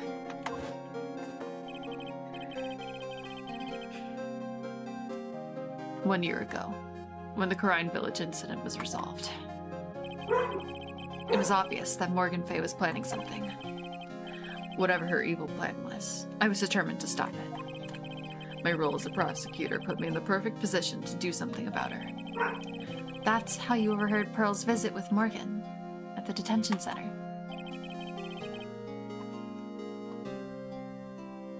I knew the time was drawing near. Since I knew the plan, I thought I could foil it. My goal was to outwit the plan. I thought if I could do that, I could keep that girl from being caught up in it. That makes sense. If Pearls had known the actual purpose of the plan was to kill Maya, she never would have helped out. Huh. Wow. Finally, the day of the plan was drawing near. I contacted both my accomplices. Accomplices? Iris of Hazakura Temple and Misty Fey. Wow. This is crazy. I especially need the help of Iris. She was to take the fall of my backup plan in case we couldn't control Pearl Faye. But how did you contact my mother? She'd been missing for almost 20 years. Officially, yes. What?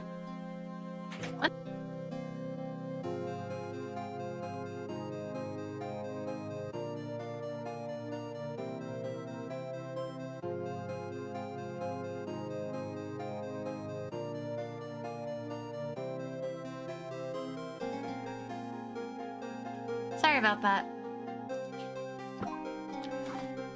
Okay. You've heard about it, haven't you? About the strong ties between the main family and the government. Now that you mention it, Bikini did say something to that effect. She said that the Master of Karine had great authority. Even without her official position, Misty Faye still wielded great influence. Police have been keeping an eye on her movements all this time. That's how I was able to contact her. Again, because of my position as a prosecutor. So, my mother was cooperating with you. Don't ever forget, no matter how far away from you she was, she never stopped thinking about you. She was always... That's why. I knew she would do anything to protect you. If you want to know how strong her resolve to protect you was, look at her staff. Her staff? The one with the sword in it? The day the plan was to be carried out arrived soon enough. We'd met for the first time at Hazakura Temple. That's when your mother showed me her special staff.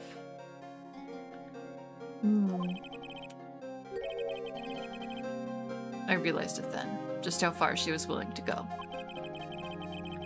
She was ready to use that sword to protect you from Morgan Faye if necessary. That's wild. Even if it meant paying the ultimate price. Oh boy. Wow. There's so much happening here. That night, the night of the crime, there's just one way to stop Morgan's evil plan. You mean pearls, don't you? We had to make sure she didn't channel Dahlia Hawthorne.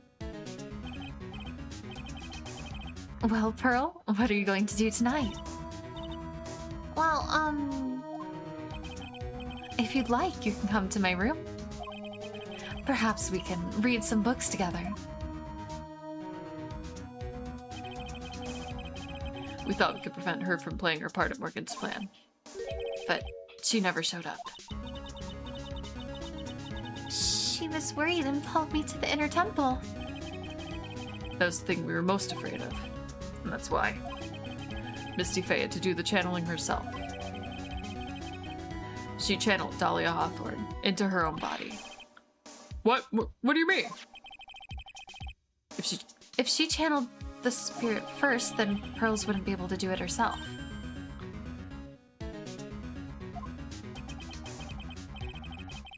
As Master of Karine, Misty Faye's power is supreme. That's how it went down. She channeled Dahlia Hawthorne, so the Pearl Faye wouldn't be able to. Yikes. What? Is this true? My role in the plan was to make sure no one was going to hurt Maya Faye. That's why I hid myself at the inner temple. Just in case you need to be saved from Dahlia Hawthorne. Godot. Anyway, that's all I'm going to admit to you. Huh? There's no doubt about it. You're a great defense attorney, but you're gonna have to do the rest yourself. What do you mean? Oh my gosh. There's more? Background leading up to this incident has been laid bare. There's just one question remaining, Mr. Wright. Who killed the victim? We know. Oh my gosh. There are only two possible suspects right now. Maya Faye. And I'm sad to say, You, Mr. Godot. But the plan was obviously to kill Maya, so... Well, Trey, you're the real deal. Seriously, ah! Finish this thing once and for all. Show us beyond a shadow of a doubt. You can finish this on your own. Fun fact, even here at Game Over still declares Iris guilty. What? That's so silly. No, Nick, please don't. Maya, I heard the whole thing from my sister in the medical office. That's why I have to protect Mr. Godot. I can't do it. I can't testify against him. After all, he's the man who put his life on the line to protect Mia. And me too. Maya, I know that. Nick. But even so, it doesn't absolve him of his crime.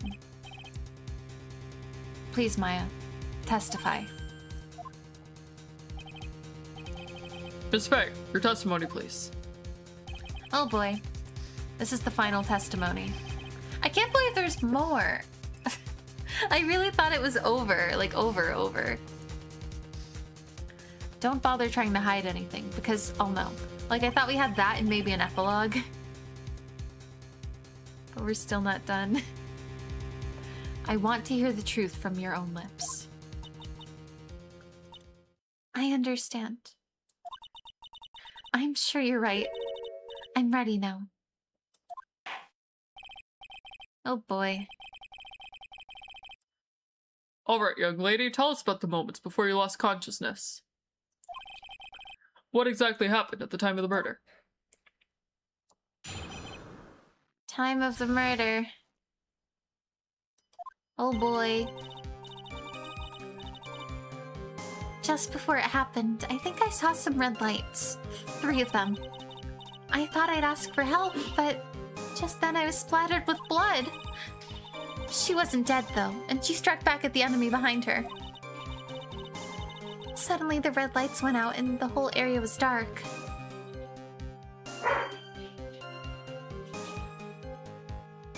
That doesn't sound right.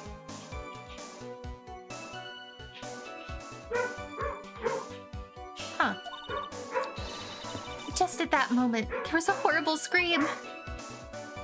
And right after that, Dahlia collapsed and I lost consciousness. These red lights. I thought you said you don't remember seeing them. I'm sorry. I thought I saw them. But then they disappeared all of a sudden. Things break, Trey. Even the best of theories. Who was it that stabbed Misty Faye? Looks like you still can't prove it. Maya's telling the truth this time. I know it. The rest is up to me.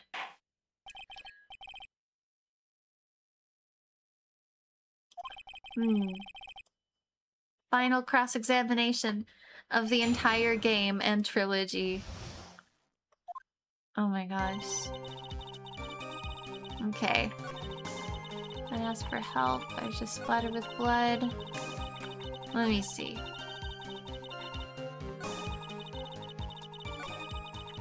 I'm very interested.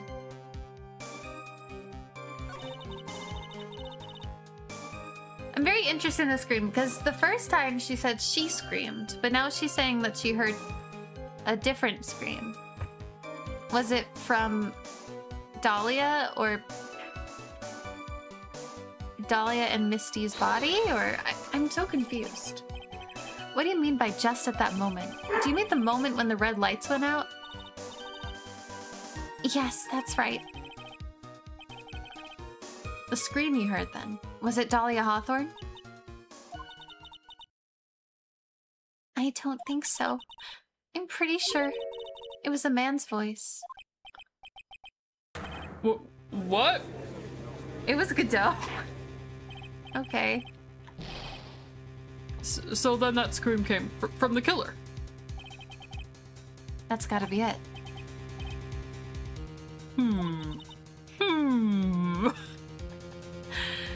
I think Talia Hawthorne must have taken the blade and attacked the killer with it. How did Dahlia know there was a blade in the staff, though? Wasn't that, like, the whole point of concealing it? And then the killer let out a scream of pain. After that, the killer stole the blade back and delivered the final blow, I guess. Well, Mr. Wright? Seems to make sense to me. Sounds like a reasonable deduction, but I still kind of wonder.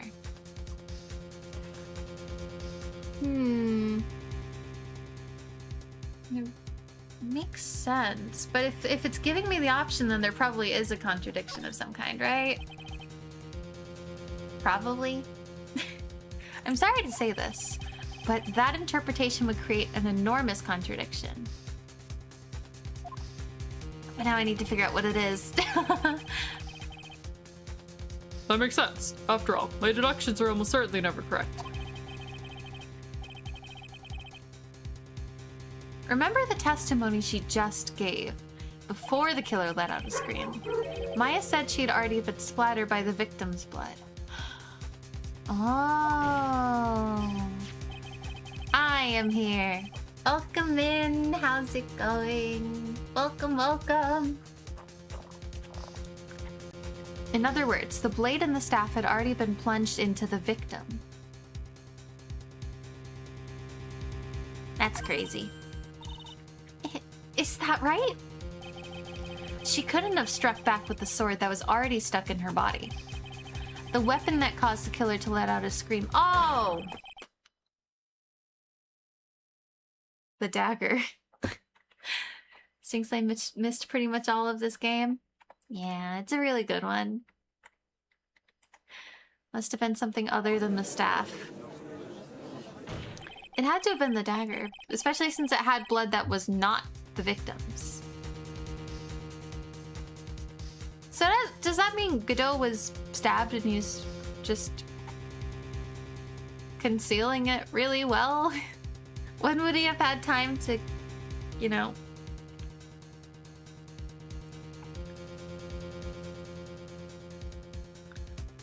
If you're so sure about that, then don't keep us waiting any longer, Trite. Like, there's no way he would have been able to actually see, like, a doctor for it in this time. I mean, when Karma did it. Yeah. There's only one thing I can think of that could have been used as the weapon here. I know what it is. It's the dagger, obviously. It feels pretty obvious, but... Naturally, the dagger the killer brought to the scene of the crime. Oh, that's right. I forgot about that. This dagger was found at the crime scene, stuck into a pine tree. Yes, the detective found it this morning and brought it to me. Dahlia Hawthorne struck back at the killer with this. And she managed to wound him as well. Just because he let out a scream doesn't mean he was wounded. For all we know, the blood on the dagger could have been from the victim. We know it wasn't because of the testing. Silly. Have you forgotten the blood has already been tested? Since we learned it wasn't the victim's blood, it must be the killer's blood. The killer must have a wound somewhere on his body.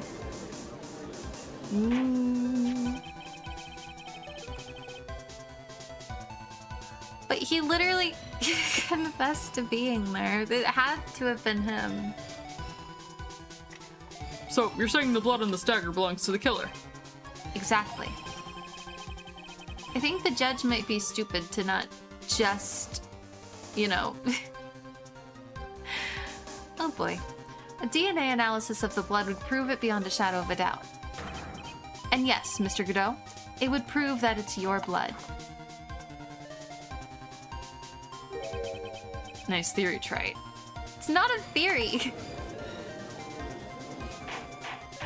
This is ridiculous. Order! Order in the court! Is this the end? Have I done it? Even he won't be able to change the results of a scientific test. Do we have time for that, though? Let me ask you something, Trey. Let's just say that it turned out that I was the killer. Do you really think I would be stupid enough to leave evidence like that? What? Just think for a second. Stagger was found this morning by a detective and brought to me. There's already blood on it, correct? But even so, I was the one who brought the stagger here to the courtroom. Yes. What does that prove? Well, if I really were the killer, I could have washed the blade off and planted another person's blood on it. That's... It can't be.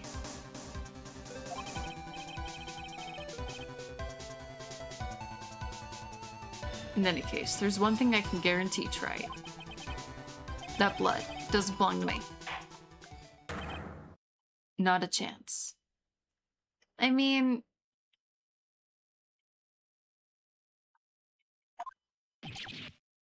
There's no proof that he was stabbed, but... It had to have been. Because it's red.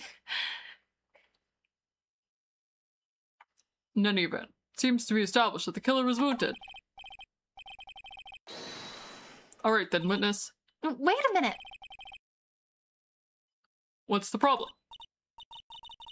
I know I probably shouldn't say this, but... There's a big contradiction in Nick's explanation. This dagger, you said it wounded the killer. That's right. But if Mr. Godot had really been cut with the dagger, his clothes should be bloody or have a rip in them, right?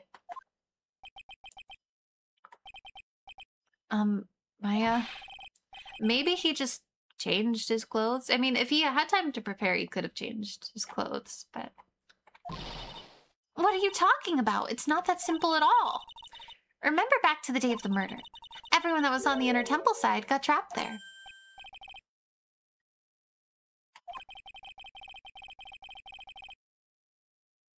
And once the bridge was fixed, the police headed for the Inner Temple. Mr. Godot was already there waiting for them. He never had a chance to change his clothes. Huh. This is so interesting. let me hydrate a little bit.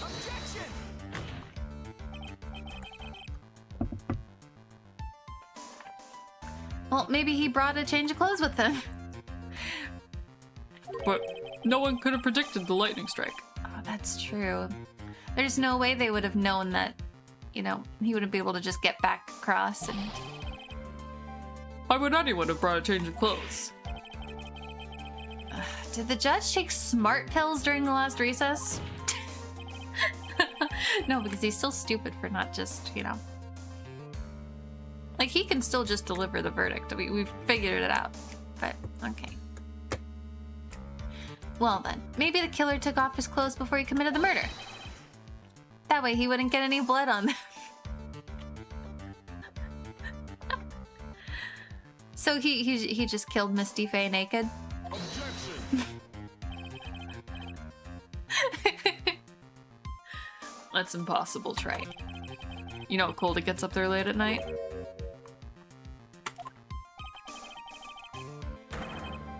After a few minutes with no clothes on, you'd be frozen solid.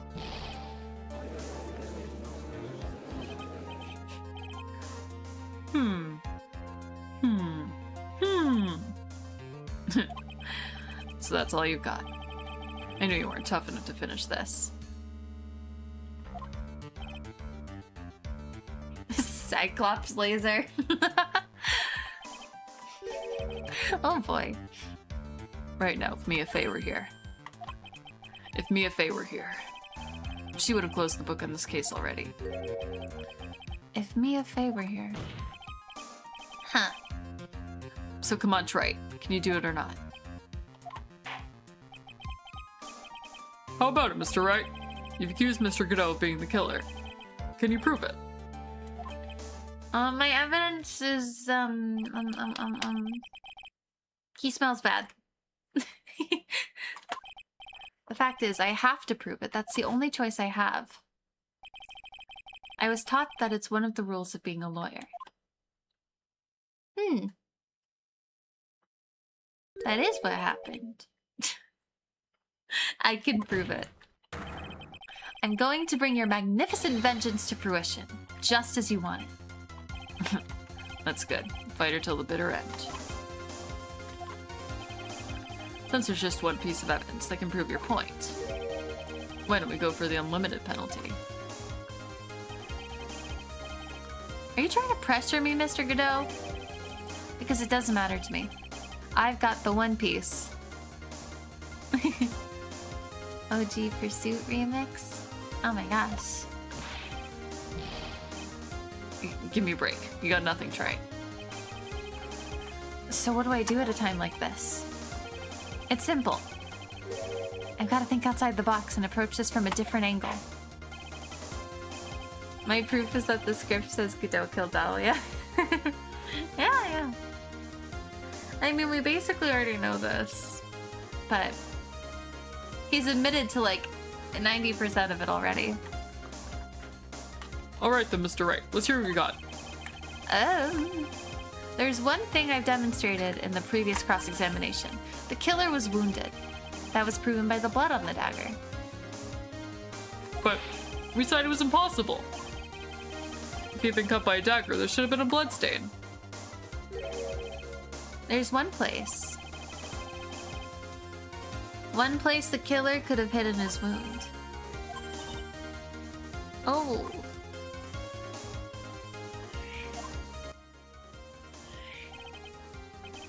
This is it. My last stand. I need to think about this from a different angle.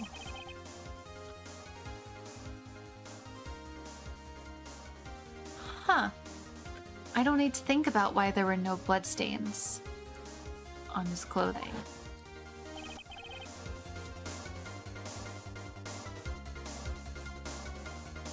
I need to show how he hid the wound. Oh. It's the end of the line. The final stop, Trite. Let's hear what you got. They did say that the light went out right before that, too.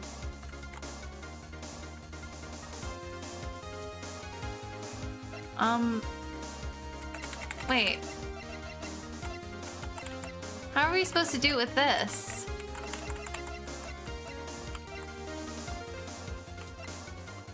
What?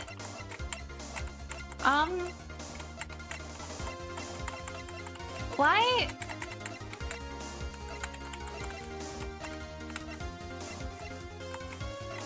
Yeah, it's in the letter. What? What is this? What am I supposed to do here?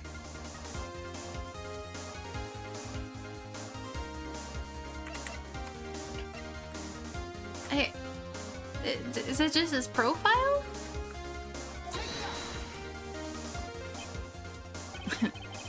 I don't know what you're talking about. Frankly, I don't need to know.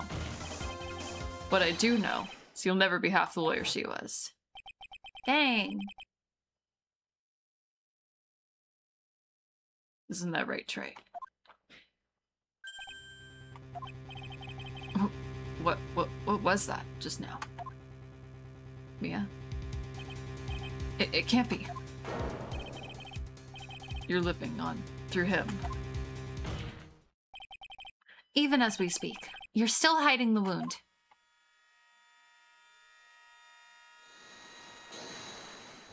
Oh, dang. That was cool. It's beneath your mask. During the fight, the red lights given off by the killer suddenly disappeared. Seconds later, the killer let out a scream. That's right. Your mask went flying off your face. Mr. Godot, would you mind removing your mask? If you have a dagger wound under there somewhere, then I'd say this whole case is solved. That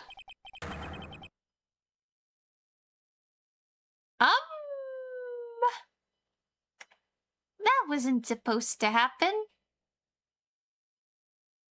How did that even... What?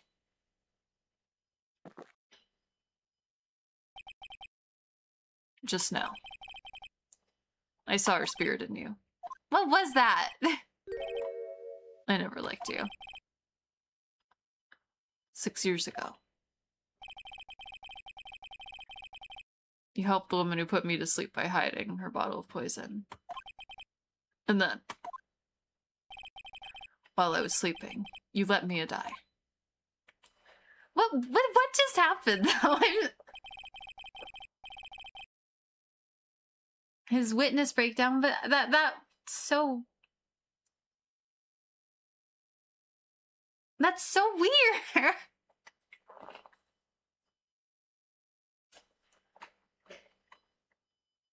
You didn't care. You just kept living your pathetic, happy-go-lucky life.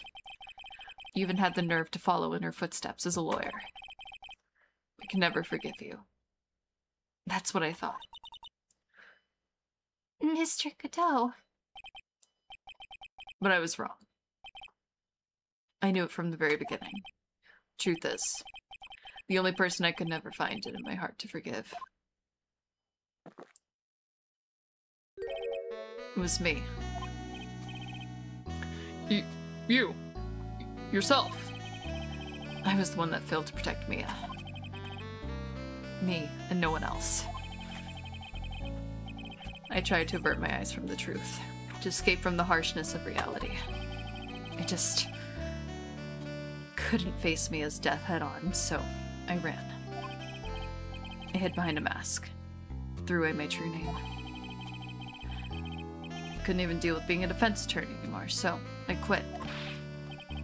But you saved Maya. Yeah, that was my plan. Up until just now, anyway. Oh, what do you mean? You listening, Maya?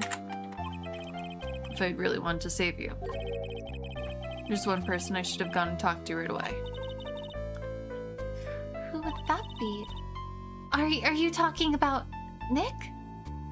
Accepting oneself just like in Persona. Pretty much. I get it now. You're me. Let me hydrate a little bit. But I didn't do it. I tried to get the help of Iris and your mother. But I closed my eyes to the most important man involved. Do you know why? The real reason? No. Why? I suppose. I wasn't really interested in saving you at all. Huh? I think I was just trying to salvage what's left of my own broken soul. I was trying to make up for the fact I couldn't save Mia. Nothing more. That's why I let you walk right into a situation I knew was dangerous. Forgive me. You're wrong. You put your life on the line to save Maya.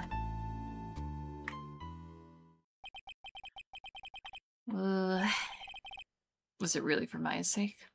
Even I'm not really sure. What do you mean by that? That night in the darkness of the garden, when I saw her silhouette.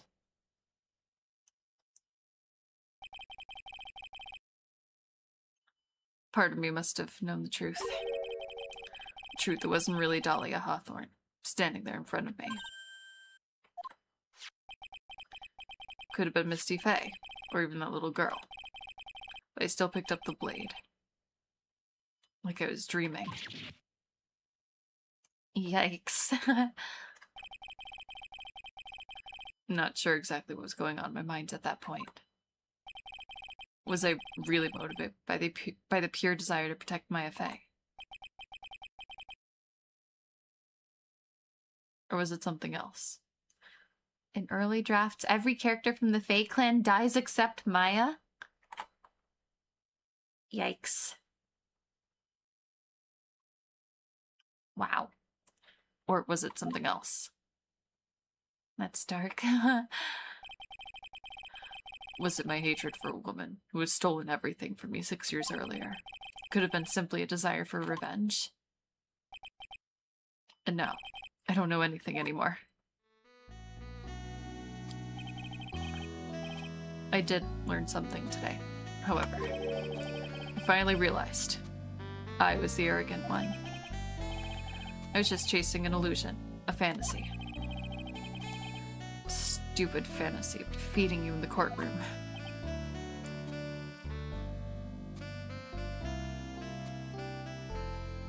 So that's why he decided to become a prosecutor. Just to do that. You were the one who made me realize my folly. You never ran away from Mia's death.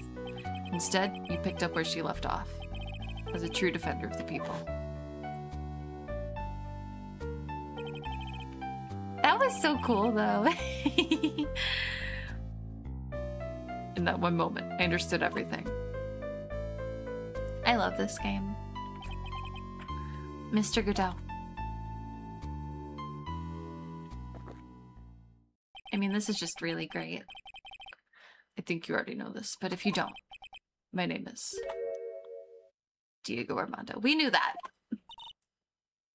We knew that already. I believe in you. I know you were trying to save me. Oh. Oh. Thanks.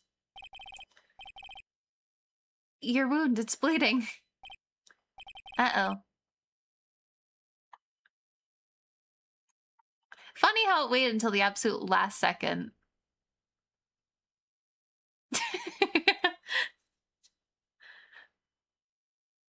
Do you forget already? In my world, the color red doesn't exist. These must be my tears. Tears! Ever since I woke up from my coma, I think I've been waiting for this very moment. Mr. Armando. You do well to remember this bio. The only time a lawyer can cry is when it's all over. Wow. Oh my gosh.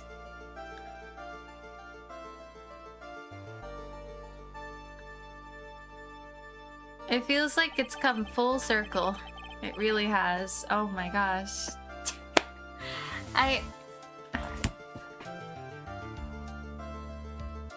Wow. Sorry. This time, it really is all over, isn't it? Defendant. I think I'm starting to forgive Diego for hating on Phoenix. Yeah, me too. This case has been absolutely insane, but we still have the epilogue, so... So good, seriously. Yes, Your Honor. Although you weren't directly involved in the murder, tampering with the body in the crime scene is a serious offense in itself. I understand, Your Honor. Mr. Armando explained to me very carefully. Next game when you come back? Yes! We'll be doing investigations, and then we'll be doing the next trilogy. Absolutely. I knew the risk, and I will cooperate it anyway. Very well. Before I hand down my verdict, is there anything else you'd like to say? Well, there is one thing I'd like to say. I'd like to say something to Mr. Wright. Hi, that's me. I want to apologize to you. Apologize? To me? For what? For the case 5 years ago, of course. Yeah. But that's not her fault. I just remembered. Weren't you poisoned by your own lover? Not exactly, but Yeah, something like that. Even now, 5 years later, I can hardly believe it. She was going to do it. She was planning to kill me. It's not all that surprising. The two of you, you hardly knew each other. Huh? What do you mean? You and my sister. You only met twice. Twice?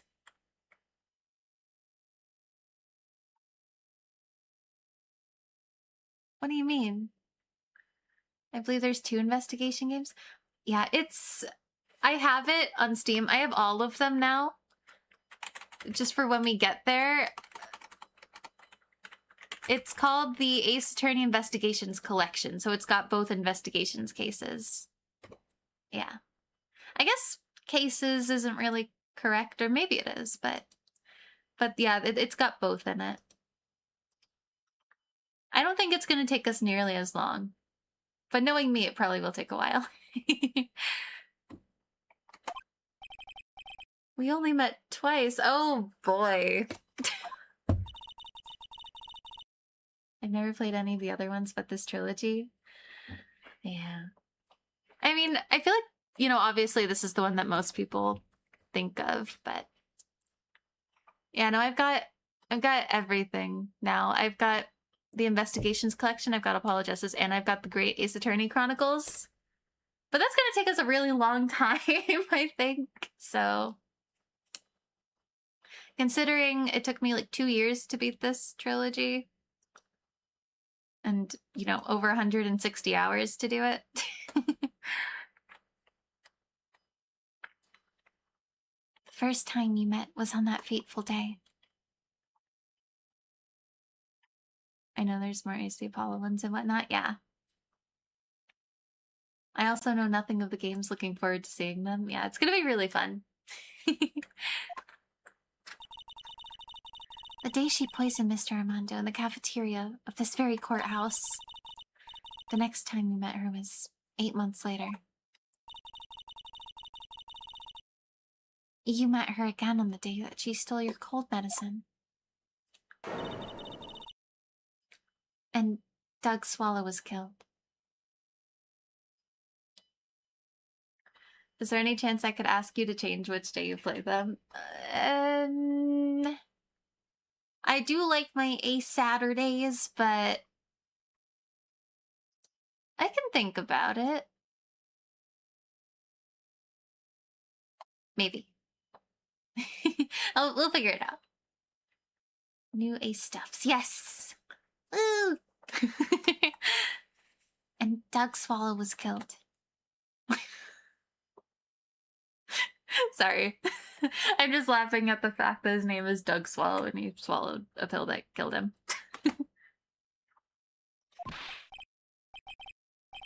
No way! It can't be true. I mean, during our whole relationship, we were... Iris. Iris... Somehow this is more shocking than any of the Godot stuff, but it makes so much sense. Ow. This is like the 3rd time I've hit my hand against something this stream. I keep getting hurt. For those 8 months, the woman that you thought was Dahlia Hawthorne wasn't actually my sister. It wasn't Dahlia? What? Who could it be? Gasp! Stop that. No. I don't think I will. I hope one day you can forgive me. Feeny. I hate that nickname so much. You mean... That's right. I lied to you. For 8 months.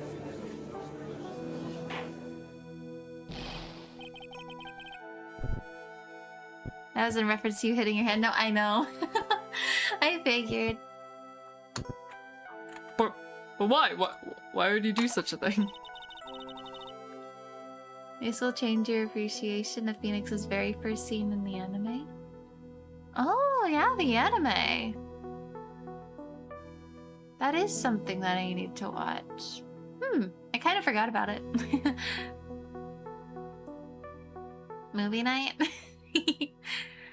Ever since she gave you the bottle that day, my sister was trying to get it back as soon as she possibly could. Because of the police investigation and their surveillance, she couldn't move about freely. So that's why my sister, from the beginning, she was prepared for the worst. Hang on, let me hydrate a little bit. Prepared for the worst. She thought you might somehow discover the truth, but how would Phoenix, especially someone like Phoenix, figure that out?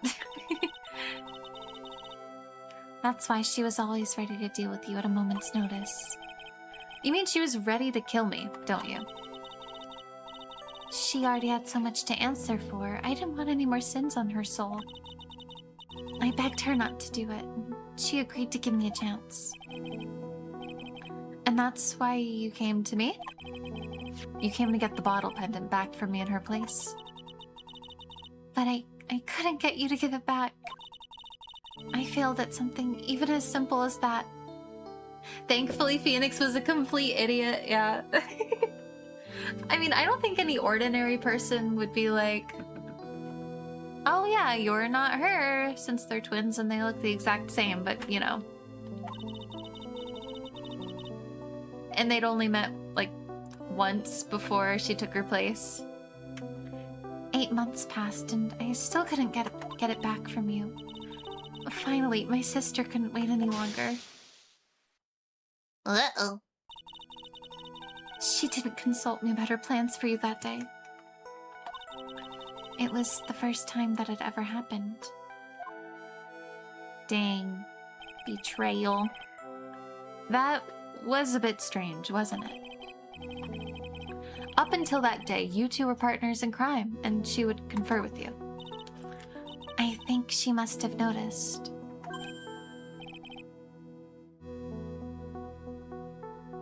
Noticed what? My feelings for you.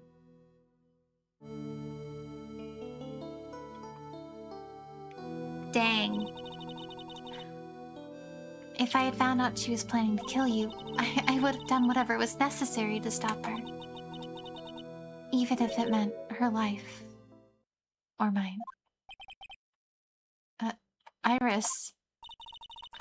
After spending those 8 months by your side, my feelings towards you, they changed. What a love bomb. Yes. You really are the person I always thought you were. Even after Dahlia Hawthorne was found guilty, I still believed in you.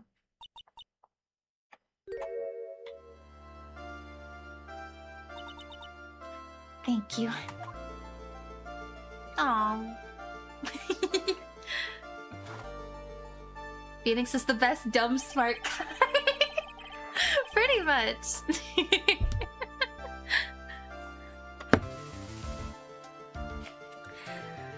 The best idiot attorney. How many cups of darkness have I drank over the years? Even I don't know. I'll tell you though. Is Iris going to jail? No.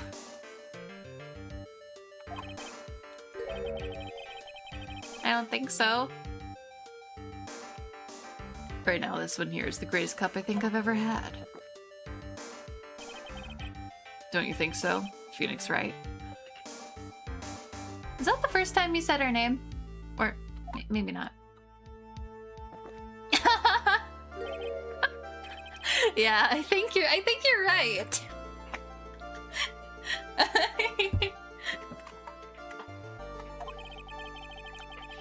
The purpose of the trial was to rule on the murder of the victim, at least don't have. At some point, I expect you'll be tried for your role as an accomplice in this case. Yeah, she probably will. I understand, Your Honor. Yeah, unfortunately, but... Very well. On the charge of murder, I hereby find the defendant. Not guilty. My coffee tastes like coffee. Phoenix probably. I don't really take him to be a coffee drinker at all.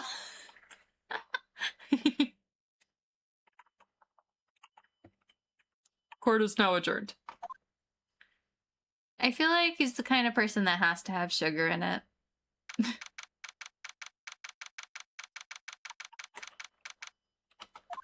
Okay. So I guess it's all over. Epilogue. The way everything ended. Was justice really served? And you just had the coffee mug a minute ago? Yeah, but he... I'm surprised by that, though, because he really doesn't... He doesn't really strike me as a coffee drinker, but maybe he started drinking it out of necessity when he decided to become a lawyer, you know? Don't tell your coffee maker not to make coffee for Phoenix. Let me hydrate a little bit.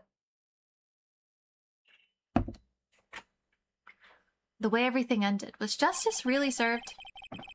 The man who risked his life to save Maya is being sent to prison by my own hand. Of course, justice was served. Mia! Yay! The way everything ended. Was it Phoenix Wright? Justice for all? I'm pretty sure this game is Trials and Tribulations, but... Wow, that really was a Trials and Tribulations. That really was a Phoenix Wright Ace Attorney Trilogy.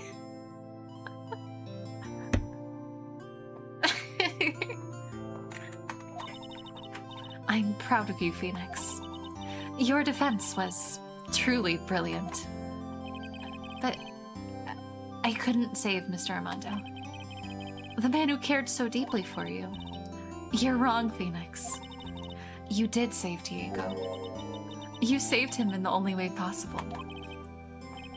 You mean with that verdict? I think one day you'll understand too. Phoenix, I want you to remember one thing. You were as good out there today as any defense attorney could ever hope to be. There's nothing more you can learn from me. Mia, you've accomplished something I wasn't able to. I owe you a great deal. Thank you. Mia! I'm sure we'll meet again someday. Phoenix. Don't go!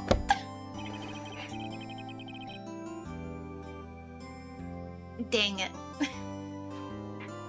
I've handled lots of cases and seen a lot of things. And along this journey, I found myself asking just one question.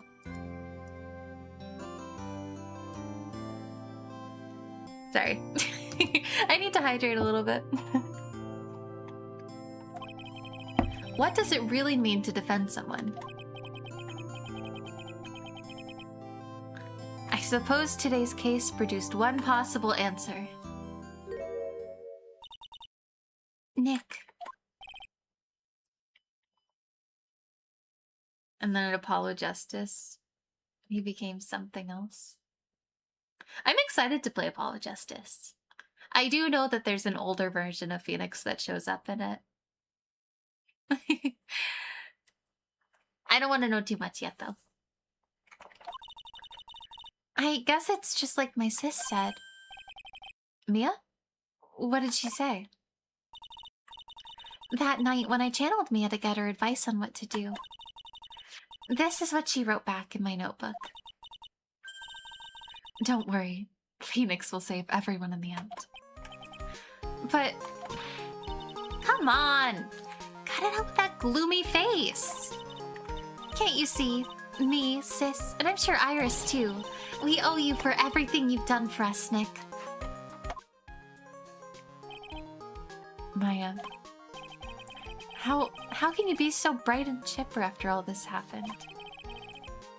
You were brutally attacked. You even saw your mother murdered. Ouch! Hey, Fran! Stale as softy as always, Phoenix Wright. Excellent work, Wright. Huh? Mr. Edgeworth? When did you get back? Oh. Yeah, that's right. I guess no one filled her in on that. Edgeworth and Franziska have actually been helping me. Maya's just a burger addict. Borgor. I could go for a Borgor right now. If these two hadn't been here on the first day of the trial. Maya's just a burger! She ate too many burgers. She turned into a burger. Oh no.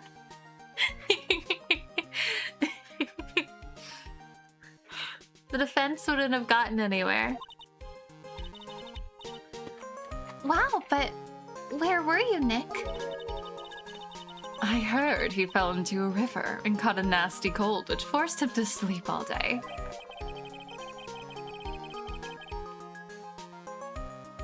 Oh my gosh, it's Phoenix's boyfriend. I mean, rival turned friend. Miles Edgeworth. Yeah.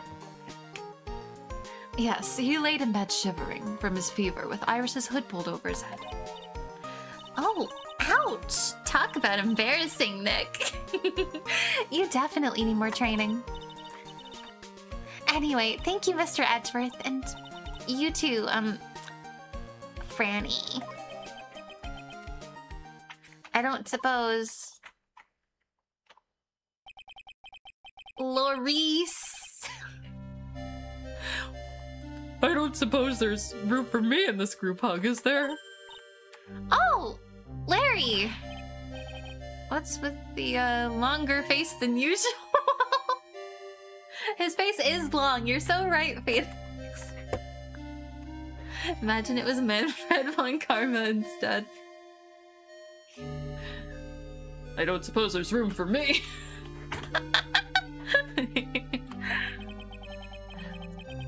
I realized something when I was reborn. I realized Larry was never of any use to anyone. Not even once. That's not true. Right, Nick? What? You're asking me? Do we need to present something? Oh, we need to present something. His painting! His painting helped. It helped so much. That's how we figured out what actually happened with the pendulum. Well, is it true I've got a place in this world, right? Huh? Oh, yeah, totally. 100%. I knew it. Everyone would be better off if I were gone for good. No! Oh, yeah, those portraits you painted, they were really good. Isn't that right, Edgeworth? What? Me? Why are you making that face? Huh, Edgy? Oh, well, yes, indeed. I certainly can't say that they lack resemblance. Do you really mean it? What about you, Frenzy? Did I draw you well too? Ah! My beauty can't possibly be captured by a mere crayon. I love this Maya face. It's my favorite.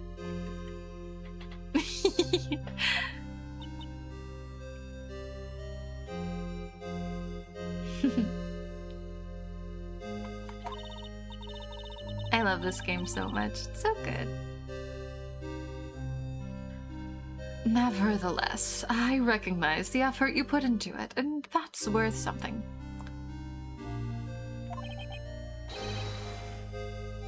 So, then, you'll do it, like you promised? You're going to model for my next picture book. Francie's whippity whip. Don't get carried away.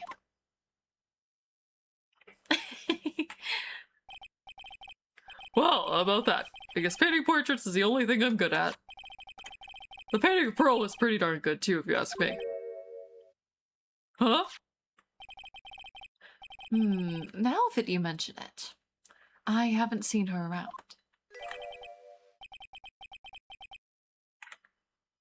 Pearls. Where could she have gone? Where is that child? Normally she would have made a beeline for Maya. Oh, I'll go look for her. Be right back. Hey, Pearly!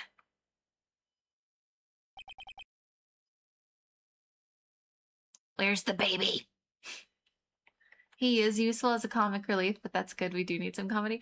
But he actually really helped a lot with this drawing that he made. That's how we figured out that it was mirrored, because he was upside down and he saw her flying, but that's how we figured out that she was like falling and swinging from the bridge. So that's how we figured out. It actually did help a lot.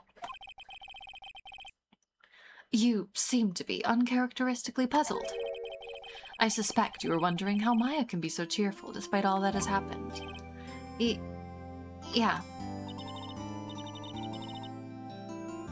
To be honest, I can't understand it either.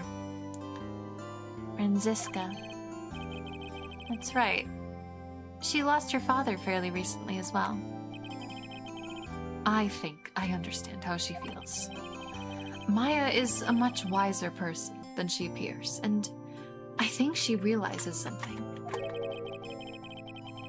Now is exactly the time when she needs to be as strong as she can. Oh. What do you mean? By now is exactly the time. Maya wasn't the only one that was badly wounded by this incident.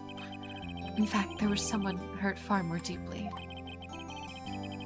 I believe it's for that person that Maya's trying her best not to cry. Someone who's hurt more deeply than Maya. Edgeworth, I think I'm starting to understand too. Then tell me, Phoenix Wright. Who is Mia Fey? Mia Fey? Who is Maya Fey being strong for? Clearly Mia Fey. I'm so silly.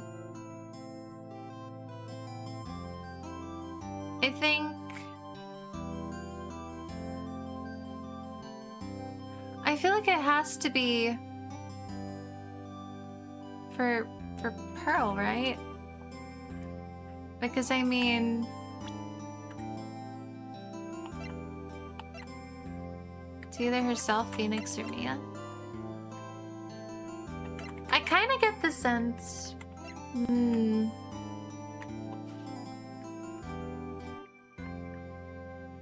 I mean, maybe it's Mia.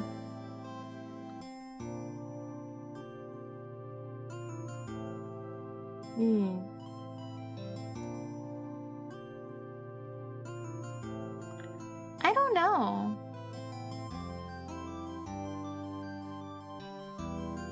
It could be herself.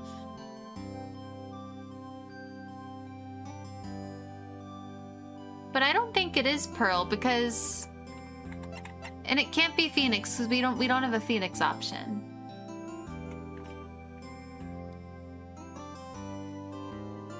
I feel like this is so obvious. It can't possibly be Phoenix, even though she was keeping the whole thing up the entire time in front of Phoenix, but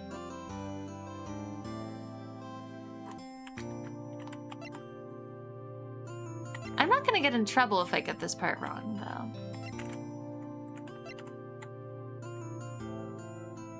I think it's...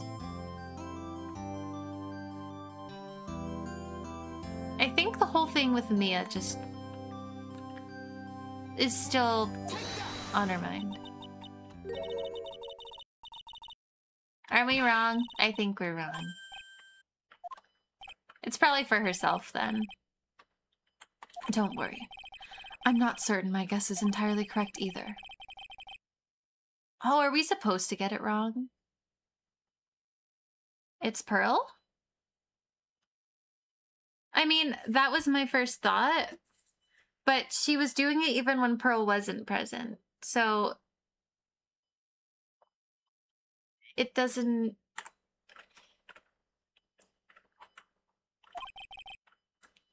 It looks like I still have a lot to learn about Maya. Just as I thought. You have a lot to learn about women, Phoenix Wright.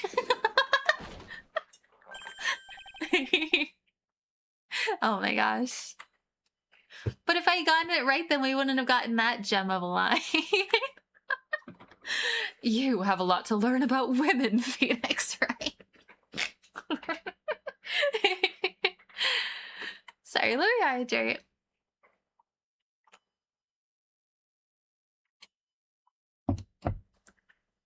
Oh, hey, so this is where you all were. Wow, looks like you got quite the bunch here. Youch! What was that for, sir? Sorry about that, Scruffy. My whip just seems to have a mind of its own. That line reminded me of Bayonetta. And I don't really know anything about Bayonetta. What's up, Detective Gumshoe? Oh, you know, this and that. Anyway, congrats on your win. Let's go out tonight, pal. Dinner's on me. My salary's just sort of kind of gone down by a teeny weeny bit, but it's all right. I made reservations at a first-class French restaurant. Oh no. Pretty good work, Scruffy. That whip was your reward. Oh dang. Detective Gumshoe. You said a first-class French restaurant. You don't mean... Ew. I knew it. We're doomed. Come on, let's go. Can't keep Maggie waiting, pal. Hey, you, crybaby.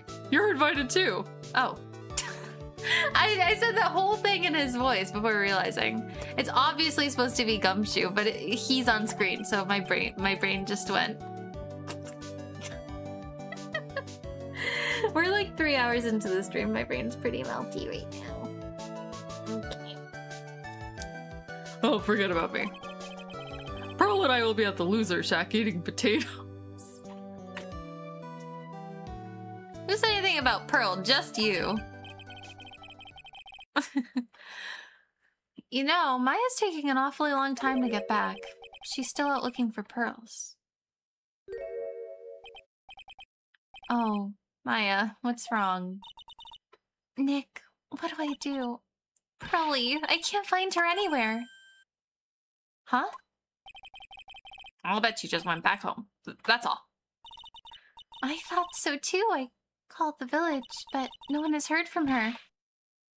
This has never happened before.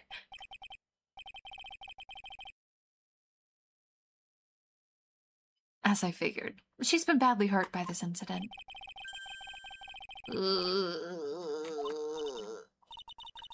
None of this was her fault, so what should I do? Detective Gumshoe. Could you guys go on ahead? But what about you? Maya and I we'll join you guys once we find pearls. Nick! Don't worry about us, Detective Gumshoe. We may be a little late, but we'll definitely be there. We have a lot of celebrating to do tonight, and I wouldn't miss it for the world. Yeah, but you're... Very well, Phoenix Wright. We'll go on ahead. Don't keep us waiting, Wright. We won't. But where should we look? Where could Pearlie have gone? Let's go, Maya. There's only one place I can think of that pearls might have gone to. Oh no.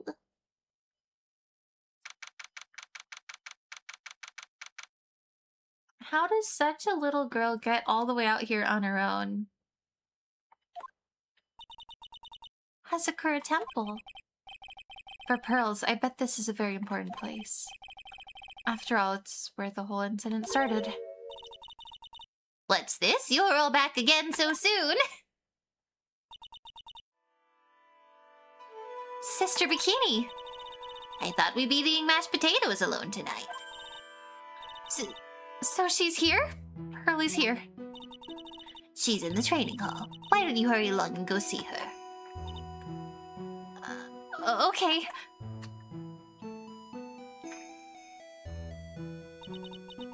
Pearlie's not here. Maya, the hanging scroll. It's completely gravy-free! Gravy-free scroll. It's gotta be pearls. Uh-oh. Mystic Maya! Pearlie... Why'd you just leave like that? Mystic Maya... Mystic Maya...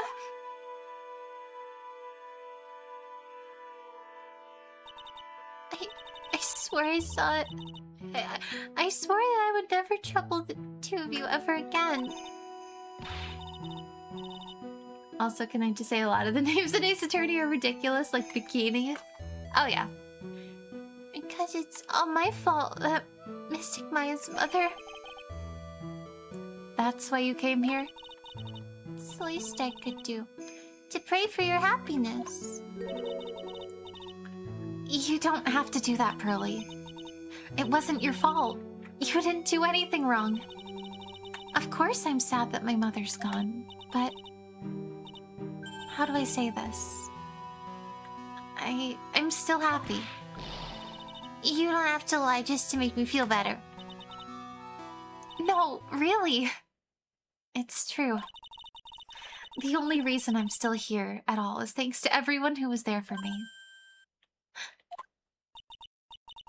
My sis, my mother, Mr. Armando, and Nick, and you. If even one of you weren't there, I'm sure I wouldn't still be alive right now. That's why I have to be strong. For all the people that were there for me when I needed them. That's all I can really do.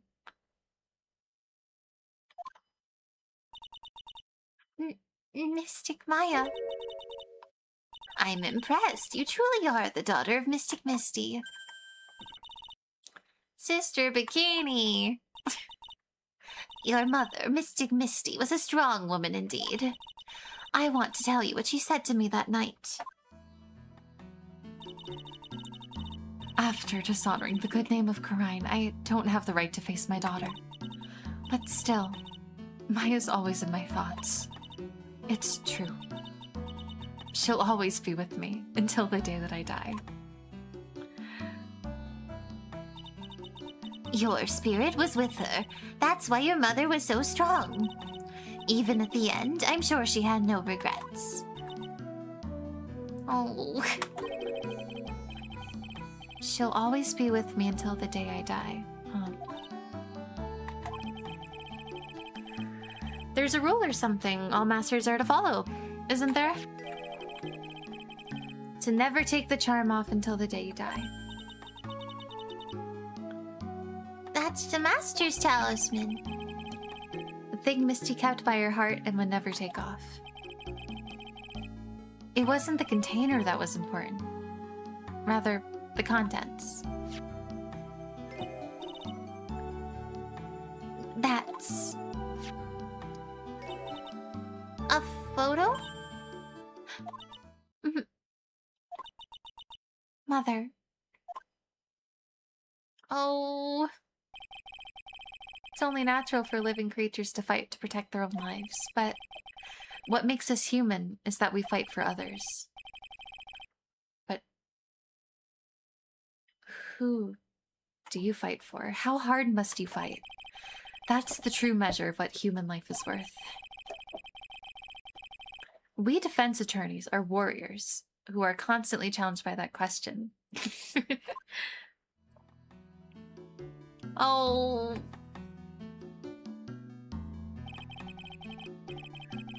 Even when the battle is over and the bonds that connect us are severed. There's so little.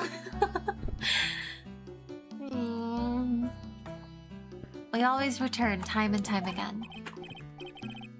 Mia, Maya, Pearls, Mr. Armando, and Maya's mother too.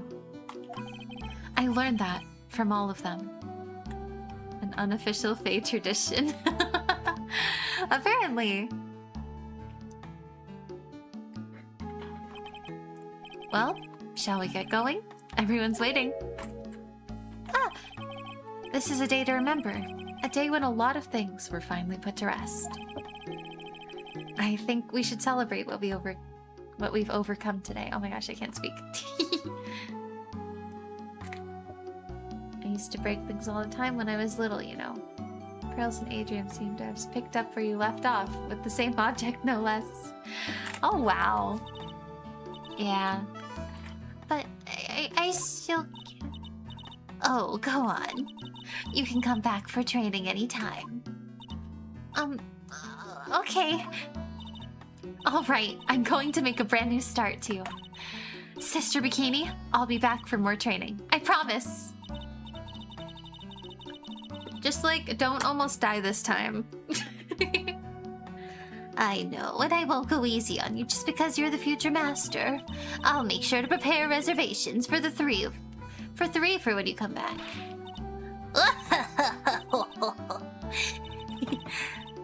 Alright, we're going to have a great feast today, Pearly. You know why? Because training is a battle of endurance. Okay, Mystic Maya. I'll eat lots and lots of food tonight. You know, there's one thing I still don't get, and probably don't want to, but what is it, Nick? Reservations for training is fine and all, but why for 3? Oh, come on, what do you think? You're one of us, Nick. Next time you can train right alongside us. Huh? I'll be waiting for you. Sister Bikini will take special care of you.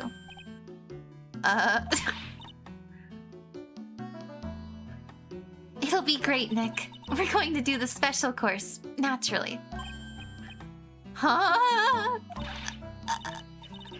That's a great idea. After all, Mr. Nick.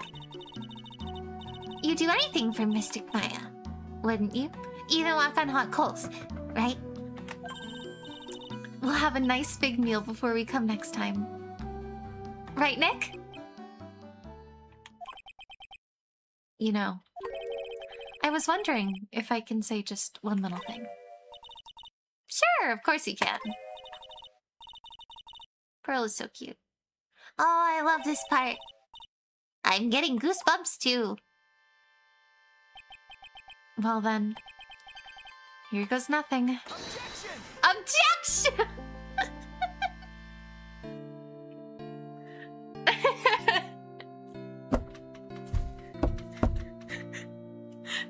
Objection. Yep. I'll really have to work extra hard now. Master of Crime and the office manager of Wright & Co. Law Offices. And I have to be a good big sister to Pearly too. Well, as long as I'm not locked up or captured or something like that. I love this end part where you've got all of the different characters talking. Just objection. Yep. Objection. So it's true Mr. Nick really is Mystic Maya's knight in shining armor. He went through this special course all the way to the end. Actually, I heard there's a legendary extra special ultra course too. I think I'll surprise the two of them by making them a secret reservation. Oh boy.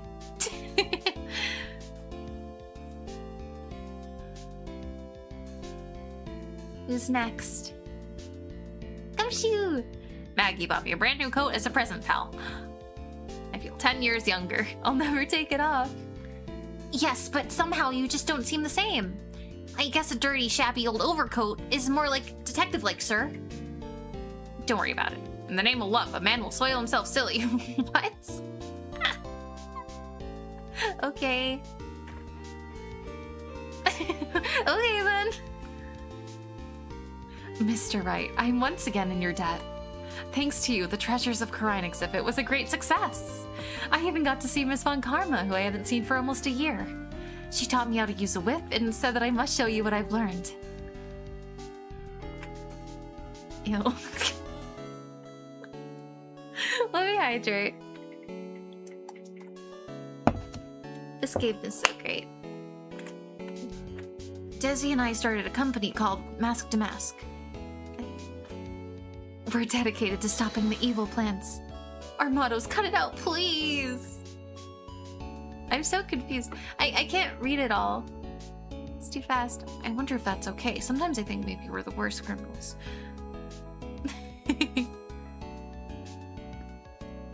Who else? Who else have we not seen yet? Oh! I wanted to show my appreciation to Mr. Wright for exterminating Don Tiger Man.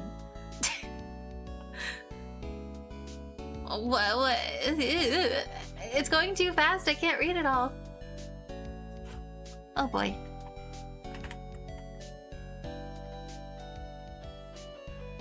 Okay.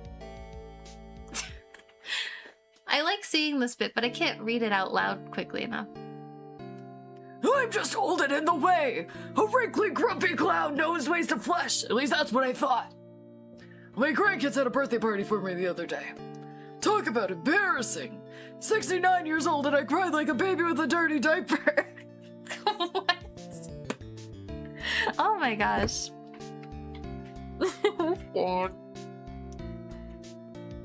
As usual, we have an abundance of work to do. We've hired a new programmer to place Glenn Elk. I do hope everyone will get along. His name is Adam Mata. As soon as I heard his name, I knew our brain circuits would align perfectly. I can't read it quickly enough. Ugh. I wish I could. My, more reporters. Since the murder, we've made so much money, I hardly know what to do. I think the magazines like us because they provide such a nice visual, especially in spring. Oh boy. This is such a nice ending to the game, though. I like how all of them do this. I hope they continue this trend in future games. You've turned into such a respectable man, Phoenix. It was so sweet of you and everyone else to come visit me the other day. Of course, I was happy that you constantly had your eyes on me, but I felt kind of bad when the little one slapped you so hard you got a nosebleed. Oh no. Objection! Oh, it's over.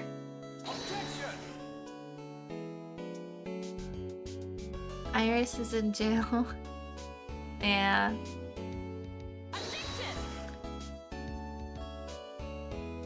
This is so... I get so sad when a big game like this ends. It's kind of like how I said that with Persona 4 the first time I played it. I just wasn't ready for it to be over, even though I put over 100 hours into it. I mean, I know there's a lot more Ace Attorney, but...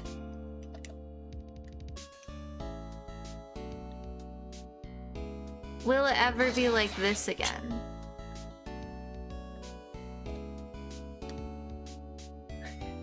What was the last time we saw Pain?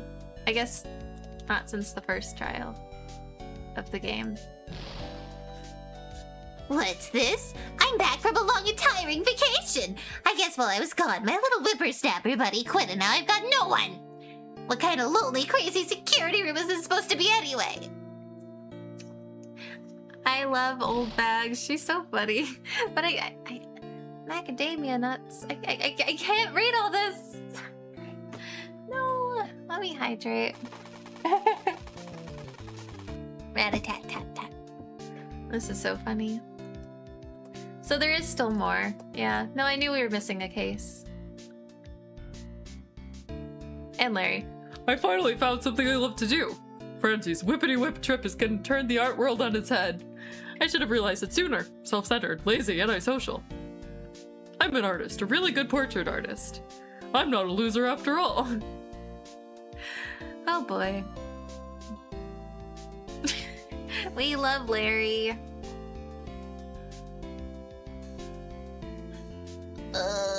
It's over.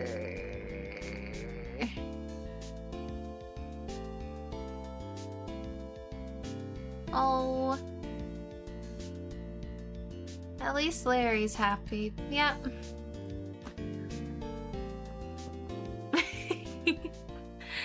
Oh my gosh. That was an unexpected 3-hour stream. I saw that we had one trial part, so I assumed it was going to be a short one, but that wasn't the case at all. I don't even know what to say about the ending. So much happened, but it was such a nice ending, even though it was also kind of sad. But it felt right. And that was the end of the whole first trilogy. And it's like I said earlier, I've spent like 2 years on this trilogy. So it feels really weird for it to be over. And, but it's kind of funny that I would finish it the same day that I'm gonna be taking a break. So, what a wild journey.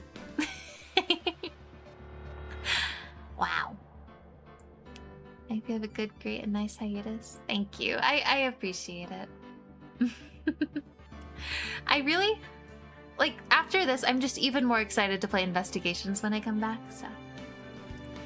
Thank you all so much for coming to this stream. I hope everyone had as much fun as I did, because that was just amazing. I really liked this ending.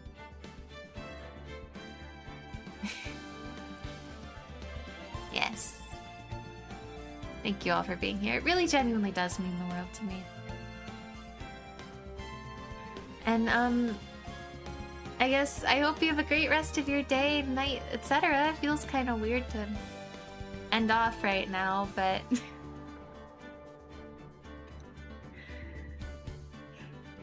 wow, yeah, 3-hour stream, and we're gonna come back mid-March.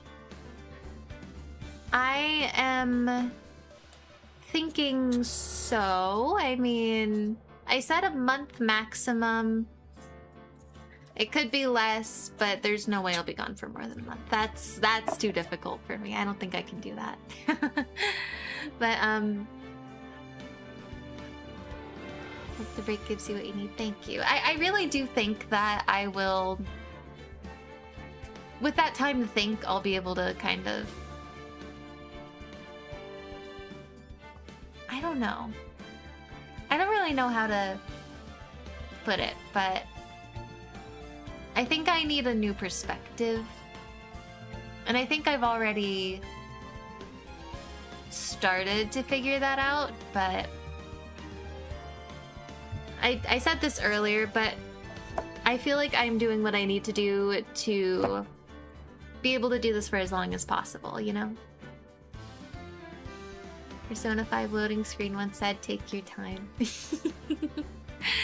Thank you. So I will see you in a few weeks, I guess. Oh my gosh. And thank you so much for coming to the stream. I hope you have a great rest of your day, night, etc. I hope to see you all again very, very soon. Yeah. You know, he's fighting whatever way you go. Thank you. I really do appreciate it. Thank you. Okay, well, I guess I will see you soon. This is really hard. Yeah. Okay. Good talk. Bye. Bye.